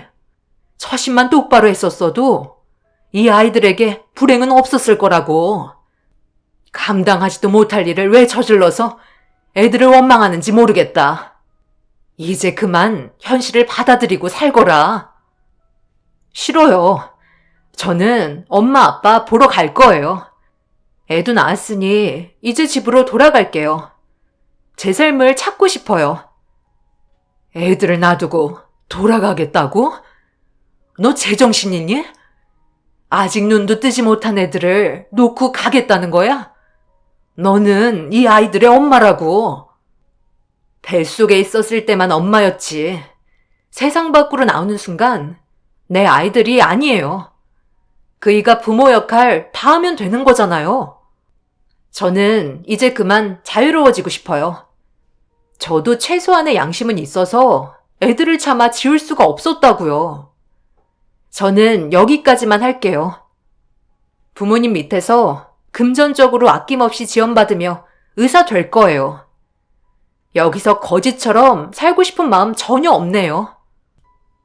너 지금 뭐라고 그랬어? 걱정돼서 일찍 퇴근하고 왔는데 엄마한테 그게 무슨 말이야? 우리랑 인연 끊겠다는 거야? 오늘 혼인신고하러 가자고 했었잖아. 정식적인 부부가 되겠다며? 그런데 왜 갑자기 태도가 변하는 건데? 내가 열심히 한다고 했잖아. 부모님 말이 맞았어. 열심히 한다고 발버둥 쳐봤자 우리는 가난해서 벗어날 수 없어. 어떻게든 나는 의사가 될 순 있겠지. 그럼 뭐해? 평생 당신이랑 애들 뒷바라지하며 어머님까지 돌봐야 하는 내 인생 너무 처참하잖아? 그래서 새 출발할 거야. 내가 애들한테 젖을 물리지 않는 이유도 더 이상 몸매 망가지지 않고 싶어서야. 혹시 알아? 나중에 능력 좋은 남자 만날 수도 있잖아. 며느리는 대책 없는 행동을 보여줬고 잠시 뒤 산후조리원에 사돈분들이 찾아오셨어요. 미리 연락이 취해졌던 것 같았네요. 사돈어른은 며느리를 부축해 밖으로 나가려 하길래 제가 말리려는 순간 사부인이 저를 밀치면서 무서울 정도로 노려보셨고 나중에 다시 대화하는 게 좋겠다며 따로 연락 주겠다는 말을 끝으로 며느리를 데리고 밖으로 나가버렸네요. 아들이 그 뒤를 따랐지만 아무런 소용이 없었습니다. 새 아이들만 남겨둔 채 정작 직접적으로 돌봐줘야 하는 엄마는 자리에 없다는 게 너무 충격적이었네요. 결국 아이들을 데리고 집으로 돌아올 수밖에 없었습니다. 그런데 사돈댁에서 추가적인 연락이 오지 않아 어떻게 된 상황인지 파악하기 위해 아들에게 물어봤지만 만나주지 않고 있다며 괴로워하고 있었어요. 아들은 밖에서 쉬지 않고 일을 한 뒤에 집으로 돌아오기 전에 사돈댁에 들려 며느리를 만나길 원했지만 아무것도 얻을 수가 없었습니다. 저는 이제 막 태어난 아이들 때문에 움직일 수도 없는 노릇이라 하던 일도 그만두고 육아에 전념할 수밖에 없었어요. 저도 셋을 키워보는 건 처음이라 모든 게 쉽지 않았고 애들은 엄마 품이 그리운지 아쉬운 대로 빈 젖을 물며 마음을 진정시키고 있었네요. 그날 처음으로 정말 많은 눈물을 쏟아내고 말았어요. 아이들도 불쌍하지만 저도 그렇고 제 아들 또한 급격하게 바뀌어버린 현실을 감당하기에는 너무 힘이 들었었습니다. 결국 애들을 들쳐매고 아들과 함께 사돈댁에 찾아가 굳게 닫힌 문을 두드리며 애타게 도움을 요청했는데 지나가던 주민분께서 충격적인 한마디를 뱉으셨네요. 사돈댁이 며칠 전에 이사를 갔다는 말을 전해 듣게 되었고 어디로 갔는지도 알 수 없는 상황이 되어버렸습니다. 소식을 접할 수 있는 게 아무것도 없어서 당황스럽기만 했었어요. 며느리는 자기 부모님께 인정받지 않고 혼인신고하고 싶지 않다고 하길래 며느리가 출산하면 사돈댁과 다시 만나 해결하려 했는데 며느리는 일부러 혼인신고를 하지 않았다는 걸 알 수 있었습니다. 이런 상황이 오니 앞으로 어떻게 살아가야 할지 정말 막막했었고 그날 처음으로 아들의 가슴을 쉬지 않고 세차게 내리치면서 원망을 하고 말았습니다. 생각 없이 저지른 잘못에 대한 대가라며 앞으로 몸이 부서져도 아이들을 위해 살아가라고 했어요. 눈물을 흘리고 있는 아들도 죄송하다는 한마디를 한 채 고개를 떨구고 말았습니다. 저도 새 손녀들을 키우기 위해 악착같이 돈을 벌면서 사돈댁과 연락이 닿을 수 있는 방법을 찾아봤지만 그때 당시 돈도 없었을 뿐더러 세 딸을 키우는데도 정신이 없어 사돈댁을 찾는 건 그냥 포기하고 살았었어요. 그렇게 아들과 저는 물불 가리지 않고 돈이 되는 것들은 무엇이든 해오며 살아왔었네요. 세 딸들은 이런 고마움을 알고 있는지 학교 생활도 열심히 하면서 한 번도 실망시키지 않았었어요. 세 딸들 전부 전교에서 10등 안에 들어갈 만큼 공부를 정말 잘했었죠. 항상 하는 얘기가 다음에 커서 의사가 되겠다는 말이었어요. 피는 못 속인다고 그 길을 뒤따라가려는 걸 보니 기분이 참 묘했었죠. 함께 똘똘 뭉쳐 살아오면서 서로 싸우는 일도 많았고 또 좋은 추억도 많이 쌓으면서 지지고 볶다 보니 어느새 손녀들은 20살 성인이 돼서 좋은 대학에 진학을 했고 의사가 되기 위해 한 걸음씩 밟아가고 있었네요. 아이들을 키우면서 단 한 번도 후회해 본 적 없었고 그동안 큰 사건, 사고 없이 잘 커준 것만도 정말 감사했었어요. 그런데 아이들과 저녁 한 끼 하기로 약속을 잡았던 어느 날 대학교 앞에서 애들을 기다리고 있는데 차량 한 대가 학교에서 나오다가 저와 부딪힐 뻔한 위험한 순간이 찾아왔고 운전을 하던 차주가 놀라서 넘어진 저에게 급하게 다가와 괜찮냐며 제 몸 상태를 살피는데 눈을 마주치자마자 경악을 하고 말았습니다. 너는 미선이 아니니? 그러고 보니 너도 예전에 이 학교에 다니고 있었지? 너는 엄마라는 게 애들을 버리고 도망을 가? 20년 동안 내가 얼마나 힘들었는지 알아? 석찬이는 얼굴이 반쪽이 되어서 지금까지 쉬지 않고 애들을 위해 죽어라 일만 하고 있다고. 20년 전에 있었던 일을 이제 와서 어쩌라는 거예요?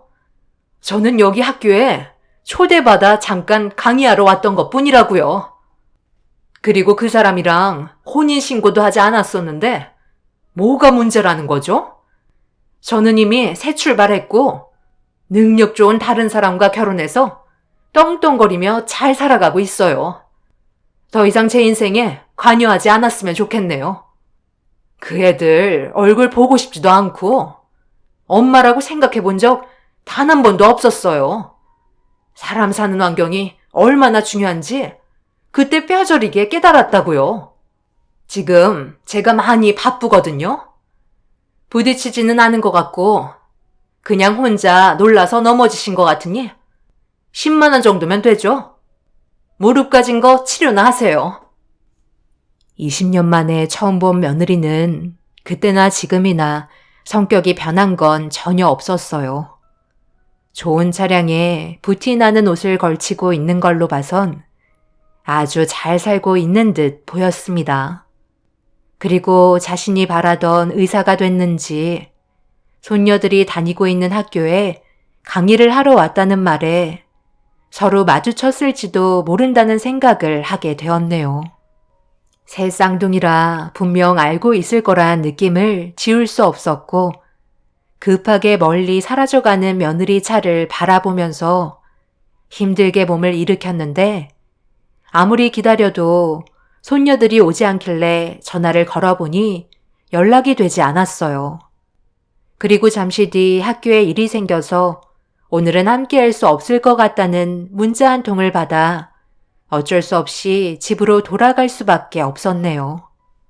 그렇게 한참 뒤에 집으로 돌아온 손녀들을 바라보며 무슨 일이 있었냐고 물어보니 학교에서 추가적인 강의를 들어야 하는 게 있어서 어쩔 수 없었다며 셋 다 방으로 급하게 들어갔어요. 분명 무언가를 숨기고 있는 것 같았지만 애들이 저에게 말을 걸기 전에는 아무 말 하지 않고 침묵을 지키고 있었습니다. 제 손녀들과 며느리가 서로 엮이지 않길 바랄 뿐이었어요. 좋은 상황은 만들지 못하기 때문에 그냥 조용하게 지내는 게 좋을 것 같았죠. 아들한테는 이 사실을 알려야 할지 말아야 할지 한참 동안 고민을 하고 있었고 손녀들은 저녁 늦게까지 방에서 나오지 않고 있었습니다.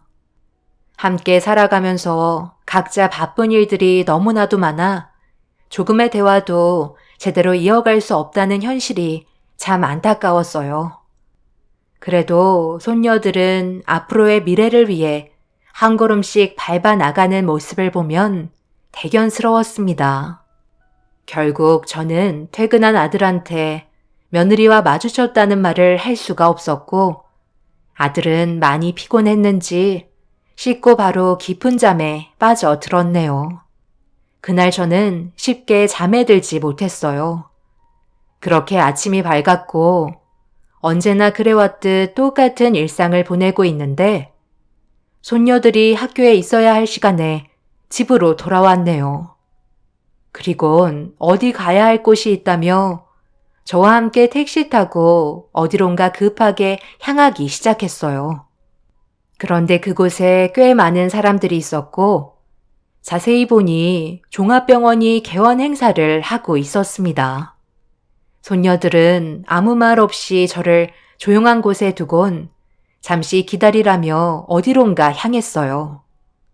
그리고 잠시 뒤 충격적인 광경이 제 앞에 펼쳐졌고 손녀들은 20년 만에 만난 자기 친생모를 내 앞으로 데리고 왔네요. 교수님, 인사하세요. 저희 할머니세요. 지금까지 뼈를 갈아가며 저희 셋을 키워주셨어요. 그래서 허리도 많이 굽으셨죠? 지금 너희들 뭐 하는 거야? 여기가 어떤 자리인지 몰라? 당장 안 나가? 초대하지도 않았는데 여길 왜 찾아와? 저희한테 할 말 없으세요? 20년 만에 만났는데 계속 모른 척 하실 거예요? 강의 오셨을 때부터 뭔가 이상하다고 느끼고 있었는데 저희가 모르고 있었던 것 같아요? 학교 정문 앞에서 저희 할머니랑 대화 나누는 거 전부 다 듣고 있었어요. 20년간 힘들게 저희를 키워주셨는데 꼴랑 10만 원 던져주고 급하게 사라지셨더라고요.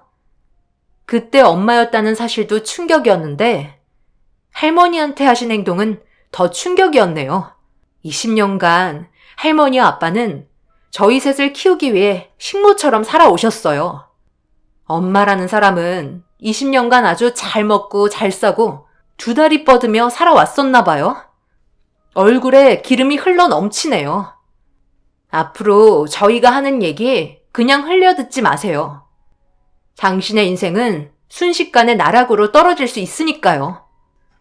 당신한테 새 쌍둥이 딸이 있다는 걸 남편 되시는 분은 전혀 모르고 계시나 봐요? 너무 사랑하셔서 종합병원까지 개원해 주셨다면서요? 그럼 돈도 엄청나게 많으시겠어요? 결론만 얘기할게요. 지금 당장 할머니 통장으로 8억 넘겨 드리세요. 그렇지 않으면 개원식 날 당신 딸이라는 거 전부 폭로해 버릴 거예요. 그리고 할머니한테 이 자리에 무릎 꿇고 사과하세요. 진심이 담기지 않는 사과를 하신다면 마찬가지로 당신 인생은 끝날 줄 알라고요. 며느리는 얼굴이 사색이 돼선 아무 말도 하지 못했고 시간을 달라는 말에 손녀들은 시간을 줄 수 없다며 지금 당장 해결해주길 바라고 있었어요. 개원식 시간은 점점 다가오고 있자 불안했는지 저한테 무릎을 꿇으며 용서를 구했습니다. 20년간의 세월 동안 고생한 걸 생각하면 용서해주고 싶지 않지만 저는 든든한 손녀를 셋이나 두었기 때문에 흘러버린 세월만큼 더 이상 아무 말 하지 않았어요.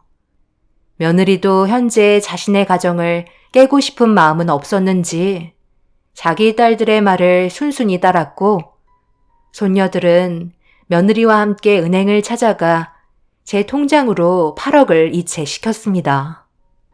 그제서야 손녀들은 며느리를 돌려보내줬네요. 넋이 나간 며느리는 개원식이 시작되자 급하게 자리에 참석하며 종합병원 홍보 영상 앞에 앉아 많은 사람들의 축하를 받으면서 영상을 관람하고 있는데 갑자기 영상물이 멈추더니 다른 화면으로 전환이 되면서 저와 며느리가 학교 앞에서 마주쳤던 영상이 틀어졌어요. 고개를 돌리자 손녀들이 녹화해둔 영상을 재생시키고 있었습니다. 많은 사람들은 술렁이기 시작했고 잠시 뒤 세 손녀들의 모습이 담긴 영상물이 틀어지면서 자신들이 친딸이었다는 진실을 털어놓고 있었네요.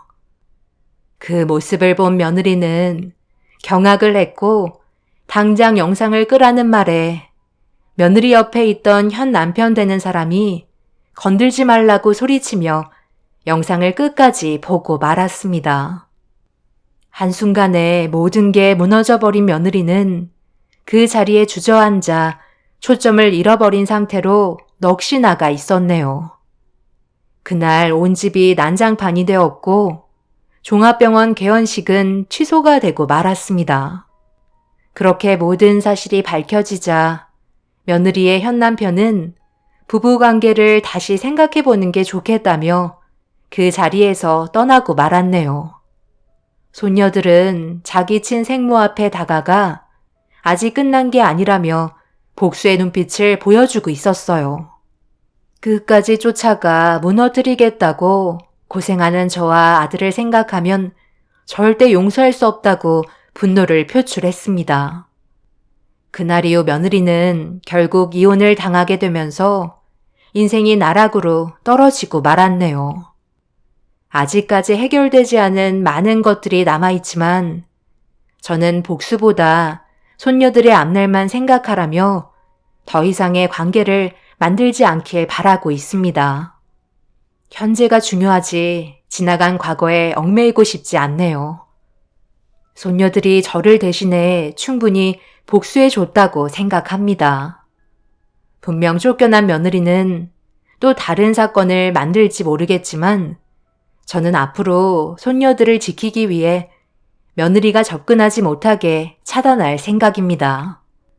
그리고 지금 아들은 전처인 며느리를 완전히 잊은 상태이고 근무하고 있는 회사에서 좋은 여자를 만나 결혼까지 생각하고 있는 중이고 세 딸들이 적극적으로 밀어주고 있습니다.